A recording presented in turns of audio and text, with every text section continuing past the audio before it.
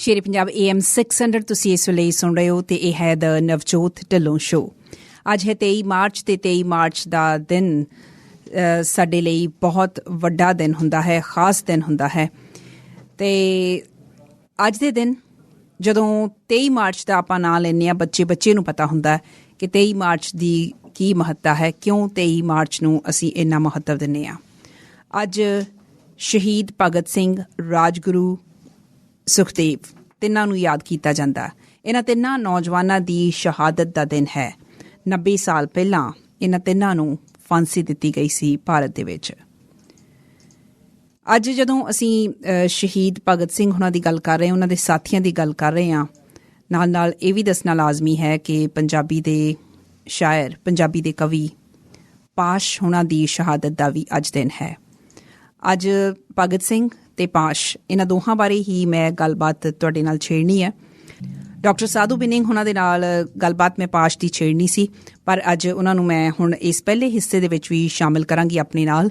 ਸ਼ਹੀਦ ਭਗਤ ਸਿੰਘ ਬਾਰੇ, ਉਹਨਾਂ ਦੀ ਫਿਲਾਸਫੀ ਬਾਰੇ, ਉਹਨਾਂ ਦੀ ਫਿਲਾਸਫੀ ਦੀ ਜਿਹੜੀ ਇਸ ਵੇਲੇ ਕਿੰਨੀ ਕੁ ਰੈਲੇਵੈਂਸ ਹੈ, ਨੌਜਵਾਨ ਕੀ ਮਹਿਸੂਸ ਕਰਦੇ ਨੇ, ਭਗਤ ਸਿੰਘ ਦੀ ਫਿਲਾਸਫੀ ਕਿੰਨੀ ਕੁ ਪੜ੍ਹਾਈ ਜਾ ਰਹੀ ਹੈ, ਭਗਤ ਸਿੰਘ ਦੀ ਵਿਚਾਰਧਾਰਾ ਬਾਰੇ ਇੱਥੇ ਬੈਠੇ ਅਸੀਂ ਲੋਕ ਜਿਹੜੇ ਆ ਉਹ ਕੀ ਮਹਿਸੂਸ ਕਰਦੇ ਹਾਂ। ਅਤੇ ਹੁਣ ਭਾਰਤ ਦੇ ਵਿੱਚ ਜਿਹੜਾ ਇਸ ਵੇਲੇ ਕਿਸਾਨੀ ਅੰਦੋਲਨ ਚੱਲ ਰਿਹਾ ਹੈ ਪਿਛਲੇ ਕਈ ਮਹੀਨਿਆਂ ਤੋਂ, ਉਸ ਦੌਰਾਨ ਭਗਤ ਸਿੰਘ ਦੀ ਵਿਚਾਰਧਾਰਾ ਕਿਹੜੇ ਪਾਸੇ ਨੂੰ ਸੇਧ ਦੇ ਰਹੀ ਹੈ ਨੌਜਵਾਨਾਂ ਨੂੰ। ਇਹਦੇ ਨਾਲ ਜੁੜੇ ਕੁਝ ਹੋਰ ਸਵਾਲ ਅੱਜ ਦੇ ਇਸ ਪ੍ਰੋਗਰਾਮ ਦੇ ਇਸ ਹਿੱਸੇ ਦੇ ਵਿੱਚ ਮੈਂ ਸ਼ਾਮਿਲ ਕਰਾਂਗੀ। ਸਭ ਤੋਂ ਪਹਿਲਾਂ ਮੈਂ ਬਹੁਤ-ਬਹੁਤ ਸਵਾਗਤ ਕਰਦੀ ਹਾਂ ਡਾਕਟਰ ਸਾਧੂ ਬਿਨਿੰਗ ਉਹਨਾਂ ਨੂੰ। ਮੈਂ ਹੁਣੇ ਫੋਨ ਕੀਤਾ ਤੇ ਇੱਕਦਮ ਉਹ ਮੇਰੇ ਨਾਲ ਰੈਡੀ ਹੋ ਗਏ। ਸਾਧੂ ਬਿਨਿੰਗ ਜੀ, ਬਹੁਤ-ਬਹੁਤ ਸ਼ੁਕਰੀਆ ਤੇ ਨਾਲ ਸਵਾਗਤ ਤੁਹਾਡਾ। ਨਵਜੋਤ ਜੀ, ਮੈਨੂੰ ਇਹ ਮੌਕਾ ਦੇਣ ਲਈ। ਅੱਜ ਜਿਵੇਂ ਤੁਸੀਂ ਕਿਹਾ ਕਿ ਬਹੁਤ ਮਹੱਤਵਪੂਰਨ ਦਿਨ ਹੈ, ਸੋ ਇਸ ਦਿਨ ਦੇ ਉੱਤੇ ਤੁਹਾਡੇ ਸਰੋਤਿਆਂ ਦੇ ਨਾਲ ਕੁਝ ਗੱਲਾਂ ਕਰਕੇ ਮੈਨੂੰ ਤਸੱਲੀ ਹੋਊਗੀ, ਮਨ ਤਸੱਲੀ ਹੋਊਗੀ। ਸ਼ੁਕਰੀਆ। ਮੈਂ ਨਾ ਸ਼ੁਰੂਆਤ ਕਰਨਾ ਚਾਹੁੰਦੀ ਹਾਂ, ਮੇਰੇ ਕੋਲ ਰਹਿ ਨਹੀਂ ਹੋ ਰਿਹਾ। ਇੱਕ ਸੁਰਜੀਤ ਗੱਗ ਹੋਣਾ ਨੇ ਅੱਜ ਹੀ ਪੋਸਟ ਕੀਤੀ ਆ ਰਚਨਾ, ਮੈਂ ਉੱਥੋਂ ਹੀ ਸ਼ੁਰੂਆਤ ਕਰਨਾ ਚਾਹੁੰਦੀ ਹਾਂ। ਉਹਨਾਂ ਨੇ ਲਿਖਿਆ, ਸਾਡੇ ਸਾਰੇ ਸੁਣਨ ਵਾਲਿਆਂ ਨਾਲ ਮੈਂ ਸਾਂਝੀ ਕਰਨਾ ਚਾਹੁੰਦੀ ਹਾਂ। ਕਹਿੰਦੇ ਕਿ ਨਹੀਂ, ਅਸੀਂ ਭੀੜ ਨਹੀਂ ਬਣਨਾ ਭਗਤ ਸਿਆਂ, 23 ਮਾਰਚ ਨੂੰ ਤੇਰੇ ਨਾਂ ਦਾ ਨਾਅਰਾ ਵੀ ਨਹੀਂ ਲਾਉਣਾ। ਤੇਰੀ 23 ਮਾਰਚ ਤਾਂ ਅਗਵਾ ਕਰ ਲਈ ਹੈ ਚੌਧਰ ਦੀ ਭੁੱਖਿਆਂ ਨੇ, ਲੁੱਟਦਿਆਂ ਮਾਸੜਾਂ ਨੇ। ਸਾਡੀ 23 ਮਾਰਚ ਤਾਂ ਸਾਰਾ ਸਾਲ ਸਾਡੇ ਨਾਲ ਹੀ ਚੱਲਦੀ ਹੈ ਤੇ ਸਾਡੇ ਨਾਲ ਹੀ ਚੱਲਣੀ ਹੈ। ਤੇਰੀ ਸੋਚ ਨੂੰ ਪਰਣਾਇਆ ਕੋਲ ਸਮਾਂ ਹੀ ਕਿੱਥੇ ਹੈ ਤੇਰੇ ਸੋਹਲੇ ਗਾਉਣ ਦਾ, ਤੇਰੇ ਕਸੀਦੇ ਪੜ੍ਹਨ ਦਾ। ਉਹ ਤਾਂ ਨਿਕਲ ਚੁੱਕੇ ਨੇ ਘਰੋਂ, ਪੈਰਾਂ ਵਿੱਚ ਸਫ਼ਰ ਬੰਨ੍ਹ ਕੇ, ਮੱਥੇ ਵਿੱਚ ਸੂਰਜ ਲੈ ਕੇ, ਅੱਖਾਂ ਵਿੱਚ ਸੁਪਨੇ ਸਜਾ ਕੇ, ਪਿੱਠ ਤੇ ਇਤਿਹਾਸ ਲੱਦ ਕੇ। ਉਹ ਤਾਂ ਨਿਕਲ ਚੁੱਕੇ ਨੇ। ਜ਼ਿੰਦਾਬਾਦ ਮੁਰਦਾਬਾਦ ਤੋਂ ਵੀ ਅਗਾਂਹ ਲੜ ਰਹੇ ਨੇ, ਜੂਝ ਰਹੇ ਨੇ। ਨਿਹੱਥਿਆਂ ਨੇ ਹਥਿਆਰਾਂ ਨੂੰ ਲਲਕਾਰਾ ਮਾਰਿਆ ਹੈ। ਹਿੱਕਾਂ ਠੋਕ ਕੇ ਕਹਿੰਦੇ ਨੇ, ਸਾਨੂੰ ਸਮਾਜਵਾਦ ਤੋਂ ਉਰਾਂ ਕੁਝ ਵੀ ਮਨਜ਼ੂਰ ਨਹੀਂ। ਮੁਫਤ ਬਿਜਲੀ, ਮੁਫਤ ਪਾਣੀ ਦੀ ਖੈਰਾਤ ਕੁਝ ਵੀ ਨਹੀਂ। ਅਸੀਂ ਇਹਨਾਂ ਦੀ ਕੀਮਤ ਤਾਰਾਂਗੇ। ਸਾਡੀਆਂ ਜਾਨਾਂ ਭੰਗ ਦੇ ਪਹਾੜੇ ਨਹੀਂ ਜਾਣੀਆਂ। ਅਸੀਂ ਫੱਟ ਭਰ ਜਾਣ ਦਾ ਇੰਤਜ਼ਾਰ ਨਹੀਂ ਕਰ ਸਕਦੇ। ਸਾਡੇ ਕਰਨ ਵਾਲੇ ਅਜੇ ਬੜੇ ਕੰਮ ਪਏ ਨੇ। ਅਜੇ ਤਾਂ ਅਸੀਂ ਘਰਾਂ ਨੂੰ ਵੀ ਪਰਤਣਾ ਹੈ। ਇਹ ਸਾਡਾ ਭਗਤ ਸਿੰਘ ਨਹੀਂ ਜੋ ਫੁੱਲਾਂ ਦੇ ਹਾਰ ਪਵਾ ਰਿਹਾ ਹੈ, ਕਿਤੇ ਟੋਪੀ ਤੇ ਕਿਤੇ ਪਗੜੀ ਵਿੱਚ ਉਲਝ ਗਿਆ ਹੈ। ਇਹ ਸਾਡਾ ਭਗਤ ਸਿੰਘ ਨਹੀਂ। ਸਾਡਾ ਭਗਤ ਸਿੰਘ ਤਾਂ ਅਜੇ ਵੀ ਝੂਲ ਰਿਹਾ ਹੈ, ਫਾਂਸੀ ਦੇ ਫੰਦੇ ਤੇ ਅਜੇ ਵੀ ਬੈਠਾ ਹੈ, ਕਿਸੇ ਭੁੱਖ ਹੜਤਾਲ ਤੇ ਅਜੇ ਵੀ ਸਹਿ ਰਿਹਾ ਹੈ, ਪੁਲਸੀਆ ਜਬਰ ਅਜੇ ਵੀ ਲੜ ਰਿਹਾ ਹੈ, ਲੁੱਟ ਦੇ ਵਿਰੁੱਧ ਅਜੇ ਵੀ ਪੜ੍ਹ ਰਿਹਾ ਹੈ ਲੈਨਿਨ ਦੀ ਕਿਤਾਬ। ਸਾਡਾ ਭਗਤ ਸਿੰਘ ਸਾਡੇ ਅੰਗ ਸੰਗ ਹੀ ਹੈ। ਉਹ ਜੋ 23 ਮਾਰਚ ਅਤੇ 28 ਸਤੰਬਰ ਨੂੰ ਲੱਭਦਾ ਹੈ, ਉਹ ਸਾਡਾ ਭਗਤ ਸਿੰਘ ਨਹੀਂ। ਸਾਡਾ ਭਗਤ ਸਿੰਘ ਤਾਂ ਸਾਡਾ ਹੀ ਭਗਤ ਸਿੰਘ ਹੈ। ਸੁਰਜੀਤ ਗੱਗ ਹੋਣਾ ਦੀ ਇਹ ਰਚਨਾ ਸਾਧੂ ਬਿਨਿੰਗ ਜੀ ਮੈਂ ਤੁਹਾਡੇ ਨਾਲ ਸਾਂਝੀ ਕੀਤੀ ਹੈ। ਜਦੋਂ ਵੀ ਭਗਤ ਸਿੰਘ ਦਾ ਚਾਹੇ ਜਨਮ ਦਿਨ ਹੈ ਜਾਂ ਖਾਸ ਕਰਕੇ ਸ਼ਹਾਦਤ ਦਾ ਦਿਨ ਹੈ, ਬਹੁਤ ਵਾਰੀ ਕੁਝ ਇਹੋ ਜਿਹੇ ਇਸ਼ੂਜ਼ ਦੇ ਉੱਤੇ ਚਰਚਾ ਚੱਲਦੀ ਹੈ ਜਿਨ੍ਹਾਂ ਨੂੰ ਆਪਾਂ ਜਦੋਂ ਸੁਣਦੇ ਹਾਂ ਇਸ ਤਰ੍ਹਾਂ ਲੱਗਦਾ ਹੈ ਕਿ ਸ਼ਾਇਦ ਕਈ ਭੁਲੇਖੇ ਨੇ ਭਗਤ ਸਿੰਘ ਦੇ ਬਾਰੇ।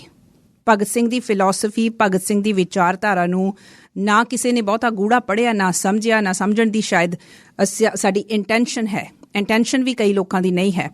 ਜੇ ਤੁਸੀਂ ਭਗਤ ਸਿੰਘ ਦੀ ਫਿਲਾਸਫੀ ਬਾਰੇ, ਵਿਚਾਰਧਾਰਾ ਬਾਰੇ ਗੱਲ ਕਰਨੀ ਹੋਵੇ ਤਾਂ ਕਿਹੜੇ ਐਂਗਲਸ ਤੋਂ ਆਪਾਂ ਅੱਜ ਟੱਚ ਕਰ ਸਕਦੇ ਹਾਂ?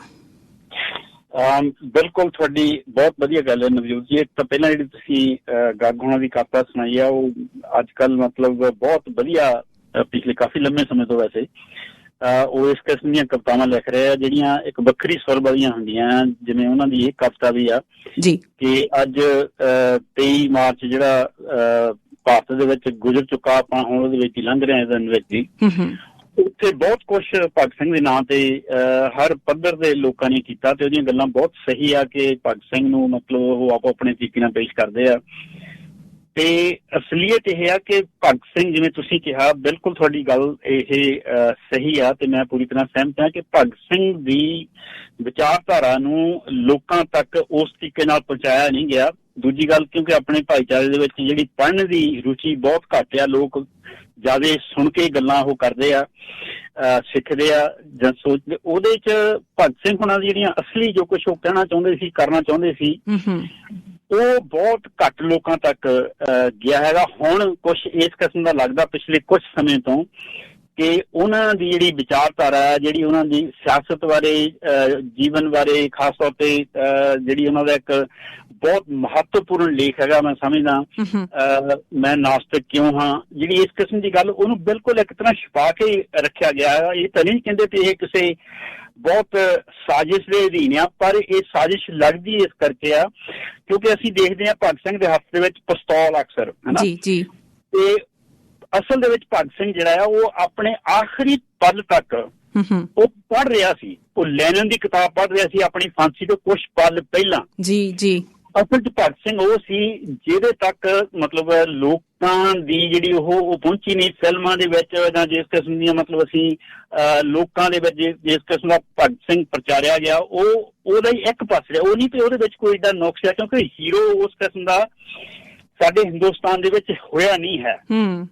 ਇਹ ਗੱਲ ਬਿਲਕੁਲ ਸਹੀ ਆ, ਪਰ ਉਹ ਸਿਰਫ ਉਹ ਹੀਰੋ ਹੀ ਨਹੀਂ ਸੀਗਾ, ਉਹ ਸੀ, ਪਰ ਉਹਦੇ ਨਾਲ ਹੋਰ ਬਹੁਤ ਕੁਛ ਸੀ ਜਿਹੜਾ ਇੱਕ ਉਸ ਮੇਰੇ ਆਪਣੇ ਵਿਚਾਰ ਦੇ ਵਿੱਚ ਉਹਦੇ ਨਾਲ ਦਾ ਵਿਚਾਰਵਾਨ ਪੰਜਾਬੀ ਦੇ ਵਿੱਚ ਉਸ ਪੱਧਰ ਦਾ ਨਹੀਂ ਹੋਇਆ। ਜਿਵੇਂ ਫਰਕ ਕਰ ਜਿਹੜੇ ਮੈਂ ਲੇਖ ਦੀ ਜ਼ਿਕਰ ਕੀਤਾ, ਮੈਂ ਨਾਸਤਿਕ ਕਿਉਂ ਹਾਂ, ਕਿਉਂਕਿ ਮੈਨੂੰ ਉਹ ਲੇਖ ਜ਼ਿਆਦਾ ਪਸੰਦ ਆ, ਮੈਂ ਜ਼ਿਆਦਾ ਵਾਰੀ ਪੜ੍ਹਿਆ ਉਹ। ਮੈਂ ਸਮਝਦਾ ਕਿ ਉਹਦੇ ਨਾਲ ਦੀ ਸ਼ਕਤੀਸ਼ਾਲੀ ਰਚਨਾ ਇੰਨੀ ਸਾਫ਼, ਕਲੀਅਰ, ਸਿੱਧੀ ਗੱਲ ਕਰਨ ਵਾਲੀ, ਔਰ ਜਿਹਦੇ ਵਿੱਚ ਉਹ ਆਪਣੇ ਬਾਰੇ ਜਿਸ ਤਰੀਕੇ ਨਾਲ ਸਾਰੀਆਂ ਗੱਲਾਂ ਇਮਾਨਦਾਰੀ ਦੇ ਨਾਲ ਉਹ ਦੱਸਦਾ ਆ।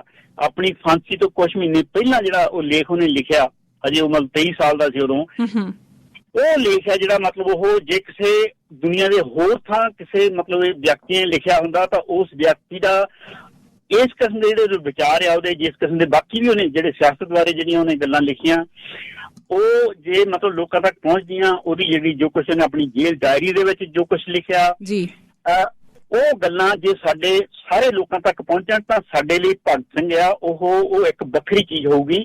ਹੁਣ ਉਹ ਸਾਨੂੰ ਜੋਸ਼ ਦਿੰਦਾ ਆ, ਪਰ ਜਿਹੜੀ ਹੋਸ਼ ਵਾਲੀ ਗੱਲ ਹੈ ਨਾ, ਜਿਹੜੀ ਜੋਸ਼ ਤੇ ਹੋਸ਼ ਜਿੰਨਾ ਚਿਰ ਇਕੱਠੇ ਨਹੀਂ ਹੁੰਦੇ ਉਹਨਾਂ ਚਿਰ ਉਹ ਗੱਲ ਉਸ ਤਰੀਕੇ ਨਾਲ ਨਹੀਂ ਬਣਦੀ। ਜੋਸ਼ ਭਗਤ ਸਿੰਘ ਵਾਲਾ ਬਹੁਤ ਲੋਕਾਂ ਦੇ ਵਿੱਚ ਹੁਣ ਵੀ ਹੈਗਾ ਹੈ, ਇਹਦੇ ਚ ਕੋਈ ਸ਼ੱਕ ਨਹੀਂ ਹੈ। ਅਸੀਂ ਦੇਖ ਰਹੇ ਹਾਂ ਇਸ ਵੇਲੇ ਜਿਸ ਕਿਸਮ ਦੀ ਗੱਲ ਭਾਰਤ ਦੇ ਵਿੱਚ ਵਾਪਰ ਰਹੀ ਆ, ਔਰ ਜਿਸ ਤਰੀਕੇ ਦੇ ਨਾਲ ਪੰਜਾਬੀ ਉਹਨੂੰ ਸ਼ੁਰੂ ਕਰਨ ਦੇ ਵਿੱਚ ਤੇ ਇਹਨੂੰ ਅੱਗੇ ਲਿਜਾਣ ਦੇ ਵਿੱਚ ਜਿਹੜਾ ਯੋਗਦਾਨ ਪਾ ਰਿਹਾ ਆ, ਉਹ ਜੋਸ਼ ਬਿਲਕੁਲ ਉਸ ਕਿਸਮ ਦਾ ਹੈ ਲੋਕਾਂ ਦੇ ਵਿੱਚ। ਪਰ ਹੋਸ਼ ਦੀ ਕਿਤੇ ਕਿਤੇ ਥੋੜੀ ਕਮੀ ਲੱਗਦੀ ਹੈਗੀ ਆ, ਤੇ ਉਹ ਜਿਹੜੀ ਗੱਲ ਹੈਗੀ ਆ, ਸੋ ਭਗਤ ਸਿੰਘ ਦੀ ਜਿਹੜੀ ਇਹ ਸਾਈਡ ਆ ਉਹ ਸਾਤੋਂ ਅਜੇ ਉਨੀ ਮਤਲਬ ਅਸੀਂ ਉਹਨੂੰ ਜਾਣ ਨਹੀਂ ਸਕੇ। ਸਾਧੂ ਜੀ, ਮੈਂ ਦੱਸਦੀ ਹਾਂ, ਅੱਜ ਵੀ ਮੈਂ ਕਈ ਪੋਸਟ ਇਹੋ ਜਿਹੀਆਂ ਦੇਖੀਆਂ ਜਿਹਦੇ ਤੁਸੀਂ ਜੋਸ਼ ਤੇ ਹੋਸ਼ ਦੀ ਗੱਲ ਕਰਦੇ ਹੋ ਕਿ ਭਗਤ ਸਿੰਘ ਨੂੰ ਬਿਲਕੁਲ ਇੱਕ ਪਾਸੜ ਹੀ ਕਰ ਦਿੱਤਾ ਜਾਂਦਾ।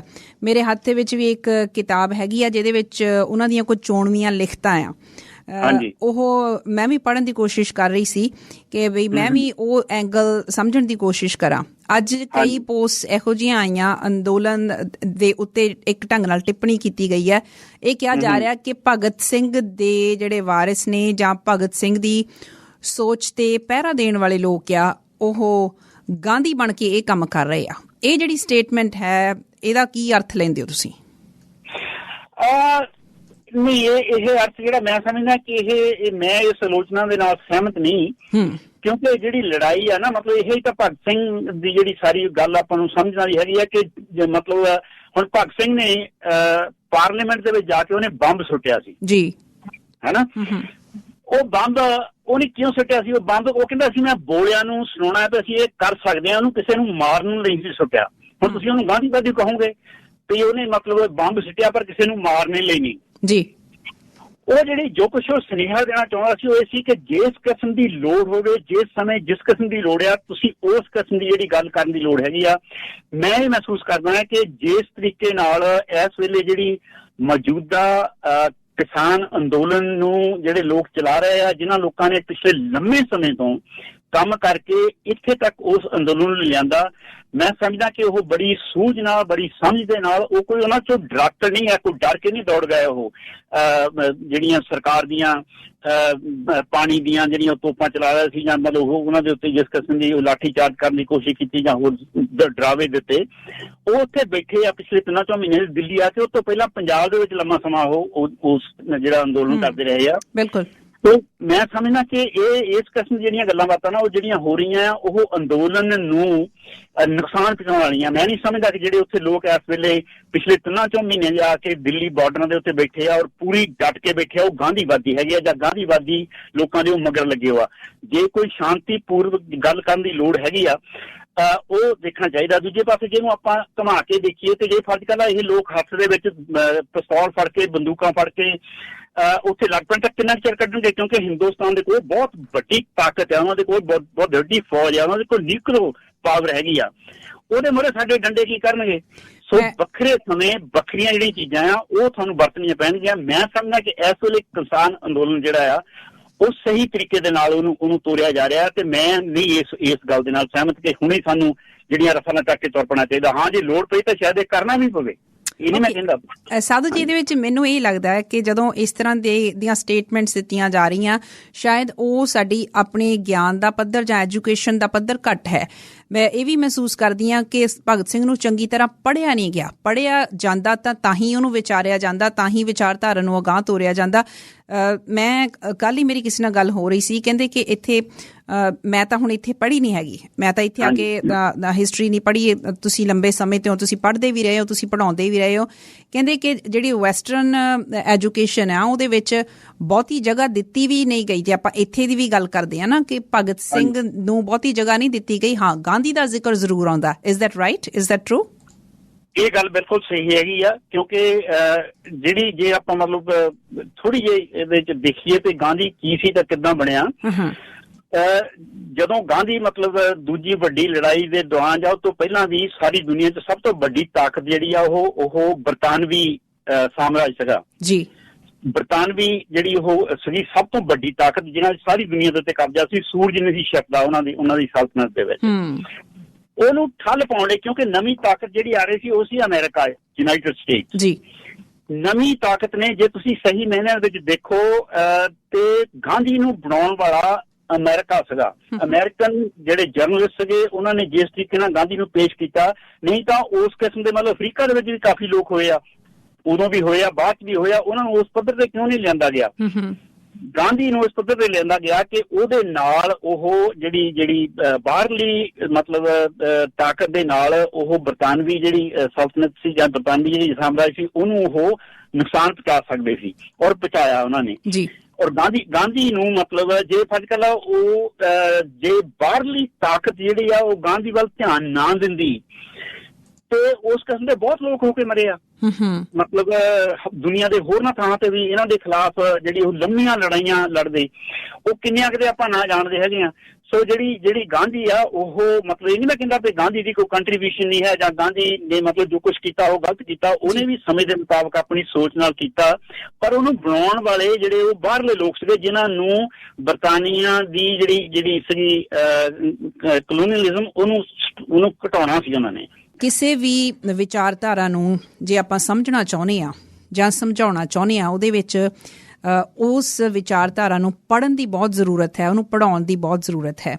ਜੇ ਕਿਤੇ ਭਗਤ ਸਿੰਘ ਨੂੰ ਪੂਰੀ ਤਰ੍ਹਾਂ ਸਮਝਿਆ ਨਹੀਂ ਗਿਆ ਜਾਂ ਉਹਨੂੰ ਕਿਤੇ ਮਿਸਅੰਡਰਸਟੈਂਡ ਕੀਤਾ ਗਿਆ ਹੈ ਇਹ ਕਈ ਵਾਰ ਗੱਲ ਓਬਜ਼ਰਵ ਕੀਤੀ ਜਾਂਦੀ ਹੈ, ਮੇਰੀ ਆਪਣੀ ਇਹ ਸੋਚ ਹੈ ਕਿ ਸ਼ਾਇਦ ਈਵਨ ਜੇ ਮੈਂ ਆਪਣੀ ਪੀੜ੍ਹੀ ਦੀ ਵੀ ਗੱਲ ਕਰਾਂ ਕਿ ਸਾਨੂੰ ਚੰਗੀ ਤਰ੍ਹਾਂ ਪੜ੍ਹਾਇਆ ਹੀ ਨਹੀਂ ਗਿਆ, ਇਤਿਹਾਸ ਚੰਗੀ ਤਰ੍ਹਾਂ ਨਹੀਂ ਪੜ੍ਹਾਇਆ ਗਿਆ। ਸ਼ਾਇਦ ਇਹ ਕਿਤੇ ਨਾ ਕਿਤੇ ਸਰਕਾਰਾਂ ਦੀਆਂ ਪਾਲਿਸੀਜ਼ ਜਾਂ ਉਹਨਾਂ ਦੀ ਕੋਈ ਇੰਟੈਂਸ਼ਨ ਹੋ ਸਕਦੀ ਹੈ, ਜਾਂ ਇਹ ਚੀਜ਼ ਭੋਲੇ ਭਾਅ ਹੀ ਨਹੀਂ ਹੋ ਰਹੀ। ਤੁਹਾਡਾ ਕੀ ਖਿਆਲ ਹੈ ਇਹਦੇ ਬਾਰੇ? ਮੈਂ ਤੁਹਾਡੇ ਨਾਲ ਸਹਿਮਤ ਹਾਂ ਇਸ ਗੱਲ ਦੇ ਨਾਲ ਕਿ ਜਿਸ ਤਰੀਕੇ ਦੇ ਨਾਲ ਜਿਹੜੀ ਸਾਨੂੰ ਪੜ੍ਹਾਈਆਂ ਜਾਣੀਆਂ ਚੀਜ਼ਾਂ ਚਾਹੀਦੀਆਂ ਸਾਡੇ ਇਤਿਹਾਸ ਬਾਰੇ ਜਾਂ ਜੀਵਨ ਦੀਆਂ ਹੋਰ ਜਿਹੜੇ ਪੱਖ ਆ ਉਹਨਾਂ ਬਾਰੇ ਵੀ, ਉਹ ਸਾਡੇ ਜਿਹੜਾ ਐਜੂਕੇਸ਼ਨ ਸਿਸਟਮ ਆ, ਖਾਸ ਤੌਰ ਤੇ ਜਿਹੜਾ ਭਾਰਤ ਦੇ ਵਿੱਚ ਐਜੂਕੇਸ਼ਨ ਸਿਸਟਮ ਆ, ਉਹਦੇ ਵਿੱਚ ਬਿਲਕੁਲ ਉਸ ਤਰੀਕੇ ਨਾਲ ਨਹੀਂ ਕੀਤਾ ਜਾਂਦਾ।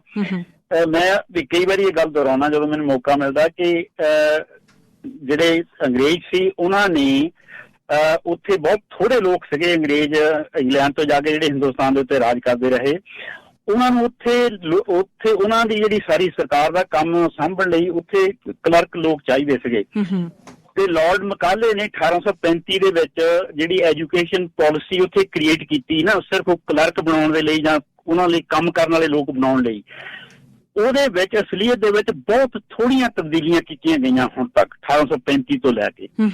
ਸੋ ਹੁਣ ਵੀ ਜਿਹੜੀ ਸਾਡੀ ਐਜੂਕੇਸ਼ਨ ਦਾ ਜਿਹੜਾ ਮੁੱਖ ਉਹਦਾ ਮਕਸਦ ਆ ਸਾਰੇ ਦਾ ਸਾਰਾ, ਉਹ ਲੋਕਾਂ ਨੂੰ ਰੁਜ਼ਗਾਰ ਦੇ ਲਈ ਜਿਹੜਾ ਉਹ ਤਿਆਰ ਕਰਨਾ ਹੈ, ਚਾਹੇ ਉਹ ਡਾਕਟਰ ਹੋਣ, ਇੰਜੀਨੀਅਰ ਹੋਣ, ਵਕੀਲ ਹੋਣ, ਜਾਂ ਜਿਹੜੀਆਂ ਛੋਟੀਆਂ ਹੋਰ ਮਤਲਬ ਹੁਣ ਤਾਂ ਬਹੁਤ ਜ਼ਿਆਦਾ ਇੰਡਸਟਰੀ ਜਿਹੜੀ ਆ ਹੋਰ ਵੀ ਪੜ੍ਹਾਈ ਜਾਂਦੀ ਆ। ਪਰ ਇਨਸਾਨੀਅਤ ਪੱਖੋਂ ਇਨਸਾਨ ਕਿੱਦਾਂ ਦਾ ਹੋਣਾ ਚਾਹੀਦਾ ਆ, ਉਸ ਪੱਖੋਂ ਜਿਹੜੇ ਆ ਉਹ ਬਹੁਤ ਘੱਟ ਪੜ੍ਹਾਇਆ ਜਾਂਦਾ। ਤੇ ਸਾਡੇ ਕੋਲ ਜੇ ਮਤਲਬ ਸ਼ਹੀਦ ਭਗਤ ਸਿੰਘ ਵਰਗੇ ਲੋਕ ਜਿਹੜੇ ਆ, ਉਹਨਾਂ ਦਾ ਤਾਂ ਨਾਂ ਤੱਕ ਕਿਤੇ ਕਿਤੇ ਹੀ ਆਉਂਦਾ, ਸਿਰਫ ਉਹ ਵੀ ਆਉਂਦਾ ਤੇ ਇਸ ਕਰਕੇ ਤੇ ਜੀ ਉਹ ਮਤਲਬ ਉਹਨਾਂ ਦੀ ਸਿਰਫ ਇੱਕੋ ਹੀ ਐਂਗਲ ਦੇ ਉੱਤੋਂ ਉਹਨਾਂ ਦੀ ਸਿਫਤ ਕੀਤੀ ਜਾਂਦੀ ਹੈ ਤੇ ਬਹੁਤ ਬਹਾਦਰੀ ਨਾਲ ਉਹਨਾਂ ਨੇ ਅੰਗਰੇਜ਼ਾਂ ਦੇ ਖਿਲਾਫ ਜਿਹੜੀ ਉਹ ਗੱਲ ਕੀਤੀ। ਪਰ ਜਿਹੜੀ ਅਸਲੀਅਤ ਇਹ ਹੈ, ਜਿਹੜੇ ਜੇ ਆਪਾਂ ਫਰਕ ਦੇਖੀਏ, ਜਿਹੜੀ ਪ੍ਰੋਫੈਸਰ ਜਗਮੋਹਨ ਸਿੰਘ ਉਹਨਾਂ ਨੇ ਕਿਤਾਬ ਇੱਕ ਸੰਪਾਦਿਤ ਕੀਤੀ ਸੀ, ਜਿਹੜੇ ਪ੍ਰੋਫੈਸਰ ਜਗਮੋਹਨ ਸਿੰਘ ਇਹਨਾਂ ਦੇ ਭਾਣਜੇ ਨੇ ਭਗਤ ਸਿੰਘ ਉਹਨਾਂ ਦੇ, ਸ਼ਹੀਦ ਭਗਤ ਸਿੰਘ ਤੇ ਉਹਨਾਂ ਦੇ ਸਾਥੀ ਦੀਆਂ ਲਿਖਤਾਂ, ਉਹ ਕਿਤਾਬ ਹੈ ਜਿਹੜੀ ਮੈਂ ਸਮਝਦਾ ਕਿ ਹਰ ਪੰਜਾਬੀ ਦੇ ਕੋਲ ਹੋਣੀ ਚਾਹੀਦੀ ਹੈ, ਹਰ ਪੰਜਾਬੀ ਨੂੰ ਪੜ੍ਹਨੀ ਚਾਹੀਦੀ ਹੈ। ਕਿਉਂਕਿ ਉਹਦੇ ਵਿੱਚ ਇੱਕ ਉਦਾਹਰਨ ਦੇ ਤੌਰ ਤੇ ਮੈਂ ਦੱਸਦਾ, ਜਿਹੜੀਆਂ ਚੀਜ਼ਾਂ ਮੈਨੂੰ ਮਤਲਬ ਸਿਆਸਤ ਦੇ ਵਿੱਚ ਬਾਰੇ ਤਾਂ ਬਹੁਤ, ਔਰ ਸਾਡੇ ਆਪਣੇ ਇਤਿਹਾਸ ਬਾਰੇ, ਗਦਰੀਆਂ ਬਾਰੇ, ਜਿਹੜੇ ਪੰਜਾਬ ਦੇ ਵਿੱਚ ਲਹਿਰਾਂ ਚੱਲੀਆਂ ਉਹਨਾਂ ਬਾਰੇ ਭਗਤ ਸਿੰਘ ਦੇ ਲਿਖੇ ਲੇਖ ਜਿਹੜੇ ਆ ਉਹ ਕਮਾਲ ਦੇ ਆ। ਜਾਣੀ ਜਿਸ ਤਰੀਕੇ ਨਾਲ ਉਹ ਚੀਜ਼ਾਂ ਨੂੰ ਦੇਖਦਾ ਸੀ, ਉਹ 16-17 ਸਾਲ ਦੀ ਉਮਰ ਦੇ ਵਿੱਚ 1923-24 ਦੇ ਵਿੱਚ ਉਹਨੇ ਇੱਕ ਲੇਖ ਲਿਖਿਆ, ਪੰਜਾਬ ਦੀ ਭਾਸ਼ਾ ਤੇ ਲਿਪੀ ਦੇ ਮਜ਼ਮੂਨ ਸੰਬੰਧੀ ਮਸਲਾ। ਉਸ ਵੇਲੇ ਇਹ ਮਸਲਾ ਪੰਜਾਬ 'ਚ ਕਾਫੀ ਭਖਿਆ ਸੀਗਾ ਕਿ ਜਿਹੜੀ ਪੰਜਾਬੀ ਆ ਉਹਨੂੰ ਕਿਹੜੀ ਲਿਪੀ ਦੇ ਵਿੱਚ ਲਿਖਿਆ ਜਾਵੇ, ਕਿਉਂਕਿ ਬਹੁਤੇ ਲੋਕ ਜਿਹੜੇ ਆ ਉਹ ਹਿੰਦੀ ਜਾਣਦੇ ਸੀ, ਉਹ ਕਹਿੰਦੇ ਸੀ ਇਹਨੂੰ ਦੇਵਨਾਗਰੀ ਵਿੱਚ ਲਿਖਣਾ ਚਾਹੀਦਾ ਆ। ਉਹ ਤੋਂ ਪਹਿਲਾਂ ਬਹੁਤ ਵੱਡੀ ਗਿਣਤੀ ਜਿਹੜੀ ਆ ਪੰਜਾਬ ਦੇ ਲੋਕ, ਉਹ ਜੇ ਕੁਛ ਪੜ੍ਹਦੇ ਸੀ ਤਾਂ ਉਹ ਉਰਦੂ ਪੜ੍ਹਦੇ ਸੀ। ਸੋ ਉਹ ਜਿਹੜੀ ਫਾਰਸੀ ਲਿਪੀ ਜਾਣਦੇ ਸੀਗੇ, ਉਹ ਕਹਿੰਦੇ ਸੀ ਕਿ ਫਾਰਸੀ ਲਿਪੀ ਲਿਖਿਆ ਜਾਣਾ ਚਾਹੀਦਾ ਹੈ। ਤੇ ਜਿਹੜੇ ਅੰਗਰੇਜ਼ ਸੀਗੇ, ਉਹ ਕਿਉਂਕਿ ਉੱਥੇ ਅੰਗਰੇਜ਼ ਵੀ ਸੀ, ਉਹ ਕਹਿੰਦੇ ਸੀ ਰੋਮਨ ਲਿਪੀ 'ਚ ਲਿਖਿਆ ਜਾਣਾ ਚਾਹੀਦਾ। ਸੋ ਤਿੰਨ ਲਿਪੀਆਂ ਦੇ ਵਿਚਾਲੇ ਜਿਹੜੀ ਗੱਲਬਾਤ ਚੱਲ ਰਹੀ ਸੀ। ਭਗਤ ਸਿੰਘ ਨੇ ਇੰਨਾ ਕਮਾਲ ਦਾ ਲੇਖ ਲਿਖਿਆ, ਉਹ ਭਾਵੇਂ ਉਹਨਾਂ ਦਾ ਵਿਚਾਰ ਇਹ ਸੀ ਕਿ ਜਿਹੜੀ ਦੇਵਨਾਗਰੀ ਆ ਉਹ ਵਰਤ ਲੈਣੀ ਚਾਹੀਦੀ, ਕਿਉਂਕਿ ਬਹੁਤੇ ਲੋਕ ਜਾਣਦੇ ਆ, ਸਾਨੂੰ ਦੁਬਾਰਾ ਨਹੀਂ ਸਿੱਖਣੀ ਪਊਗੀ ਇੱਕ ਹੋਰ ਲਿਪੀ।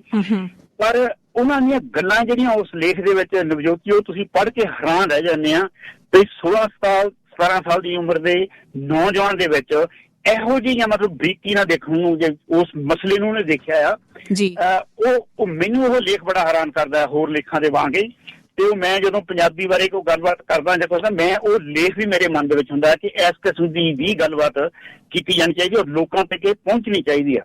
ਬਿਲਕੁਲ, ਹਾਂਜੀ, ਮੈਂ ਇਹ ਗੱਲ ਤੁਹਾਡੀ ਨਾਲ ਪੂਰੀ ਤਰ੍ਹਾਂ ਸਹਿਮਤ ਹਾਂ। ਅੱਜ ਜਦੋਂ ਹੁਣ ਆਪਾਂ ਇਹ ਗੱਲਾਂ ਕਰ ਰਹੇ ਹਾਂ, ਮੈਨੂੰ ਲੱਗਦਾ ਘੱਟ ਇਸ ਗੱਲ ਤੇ ਬਹੁਤਾ ਵਿਚਾਰ ਕੀਤਾ ਹੀ ਨਹੀਂ ਗਿਆ ਕਿ ਭਗਤ ਸਿੰਘ ਦੀ ਵਿਚਾਰਧਾਰਾ ਨੂੰ ਸਮਝਣ ਦੀ, ਪੜ੍ਹਾਉਣ ਦੀ ਜਾਂ ਸਮਝਾਉਣ ਦੀ ਕੋਸ਼ਿਸ਼ ਨਹੀਂ ਕੀਤੀ ਗਈ। ਦੋ ਗੱਲਾਂ ਇੱਧਰੋਂ ਚੁੱਕ ਲਈਆਂ, ਦੋ ਉੱਧਰੋਂ ਚੁੱਕ ਲਈਆਂ, ਉਹ ਐਵੇਂ ਹੀ ਉਹਨਾਂ ਨੂੰ ਜੋੜ ਲਿਆ ਗਿਆ, ਇਸ ਤਰ੍ਹਾਂ ਪ੍ਰਤੀਤ ਹੁੰਦਾ। ਮੈਂ ਓਨੈਸਟਲੀ ਤੁਹਾਨੂੰ ਦੱਸ ਰਹੀ ਹਾਂ ਕਿ ਵੀ ਨੌਜਵਾਨਾਂ ਦੇ ਲਈ ਉਹਨਾਂ ਦੇ ਜਿਹੜੇ ਸੁਨੇਹੇ ਆ ਉਹ ਬੜੇ ਜ਼ਬਰਦਸਤ ਸੁਨੇਹੇ ਆ, ਜਿਹੜੇ ਅੱਖਾਂ ਖੋਲ੍ਹਣ ਵਾਲੇ ਆ, ਅੱਜ ਵੀ ਜਿਹੜੇ ਰੈਲੇਵੈਂਟ ਮਹਿਸੂਸ ਹੁੰਦੇ ਆ। ਇਹ ਨਹੀਂ ਕਿ ਉਦੋਂ ਦੀ ਗੱਲ ਹੈਗੀ ਆ।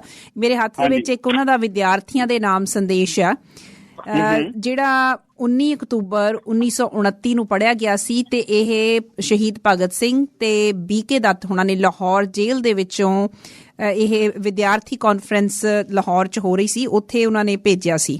ਤੇ ਜੇ ਨੌਜਵਾਨ ਜਿਹੜੇ ਅੱਜ ਵੀ ਸੁਣ ਰਹੇ ਆ, ਸ਼ਾਇਦ ਥੋੜ੍ਹੀ ਜਿਹੀ ਡੂੰਘਾਈ ਦੇ ਵਿੱਚ ਆ ਕੇ, ਜਾਂ ਜਿਨ੍ਹਾਂ ਨੂੰ ਨਹੀਂ ਹੈ, ਮੈਂ ਕਹਿੰਦੀ ਹਾਂ ਕਿ ਉਤਸੁਕਤਾ ਹੀ ਪੈਦਾ ਨਹੀਂ ਕੀਤੀ ਗਈ, ਫਿਰ ਵੀ ਜਿਹੜੇ ਲੋਕ ਉਤਸੁਕ ਹੈਗੇ ਆ ਉਹਨਾਂ ਨੂੰ ਇਹ ਜ਼ਰੂਰ ਚੀਜ਼ਾਂ ਦੇਖਣੀਆਂ ਚਾਹੀਦੀਆਂ। ਉਹਨਾਂ ਨੇ ਲਿਖਿਆ, ਕਹਿੰਦੇ ਅਸੀਂ ਨੌਜਵਾਨਾਂ ਨੂੰ ਬੰਬ ਤੇ ਪਿਸਤੌਲ ਚੁੱਕਣ ਦੀ ਸਲਾਹ ਨਹੀਂ ਦੇ ਸਕਦੇ।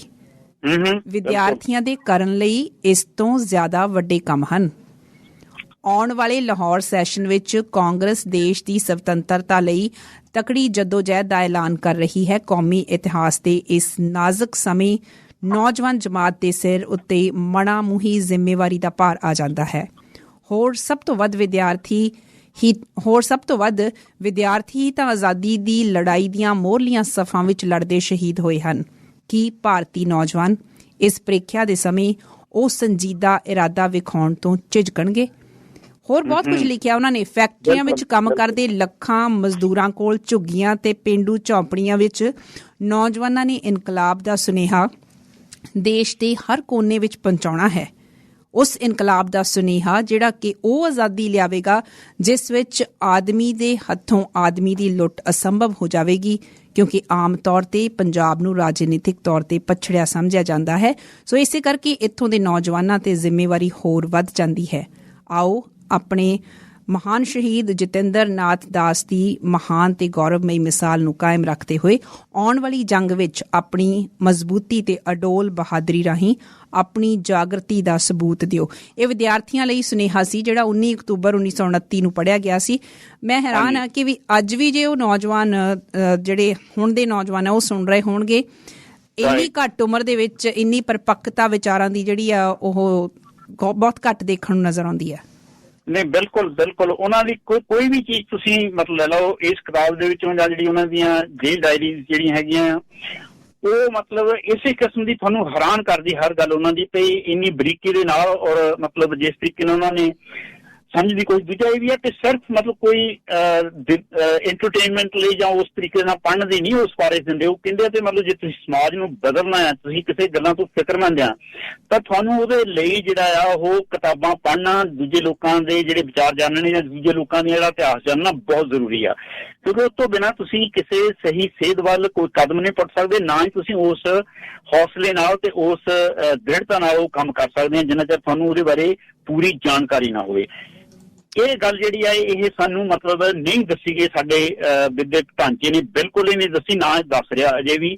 ਸੋ ਜਿਹੜਾ ਅਸਲੀ ਭਗਤ ਸਿੰਘ ਆ ਉਹ ਬਹੁਤ ਘੱਟ ਲੋਕਾਂ ਤੱਕ ਪਹੁੰਚਿਆ, ਜਿਹੜਾ ਮਤਲਬ ਹੁਣ ਤੱਕ ਜਿਸ ਕਿਸਮ ਦਾ ਉਹ ਹੈਗਾ। ਪਰ ਇੱਕ ਗੱਲ ਨਵਜੋਤੀ, ਇਹਦੇ ਚ ਜੇ ਆਪਾਂ ਕਿਉਂਕਿ ਬਹੁਤ ਨੈਗੇਟਿਵ ਵੀ ਹੋਣਾ ਠੀਕ ਨਹੀਂ, ਜਿਹੜਾ ਕਿਸਾਨ ਅੰਦੋਲਨ ਹੈ ਨਾ, ਜਿਹੜਾ ਪਿਛਲੇ 3 ਮਹੀਨੇ ਤੋਂ ਜੋ ਕੁਛ ਉੱਥੇ ਦਿੱਲੀ ਬਾਰਡਰ ਦੇ ਉੱਤੇ ਹੋ ਰਿਹਾ, ਇਹ ਇੱਥੇ ਹੀ ਮੈਂ ਪਹੁੰਚਣ ਦੀ ਕੋਸ਼ਿਸ਼ ਕਰ ਰਹੀ ਸੀ ਕਿ ਹੁਣ ਜਿਹੜੀ ਭਗਤ ਸਿੰਘ ਦੀ ਫਿਲਾਸਫੀ ਹੈ ਉਹਦੀ ਜਿਹੜੀ ਰੈਲੇਵੈਂਸ ਹੈ ਇਸ ਵੇਲੇ ਬਹੁਤ ਜ਼ਬਰਦਸਤ ਨਜ਼ਰ ਆ ਰਹੀ ਹੈ ਔਰ ਨੌਜਵਾਨਾਂ ਦੇ ਵਿੱਚ ਦਿਸ ਰਹੀ ਆ।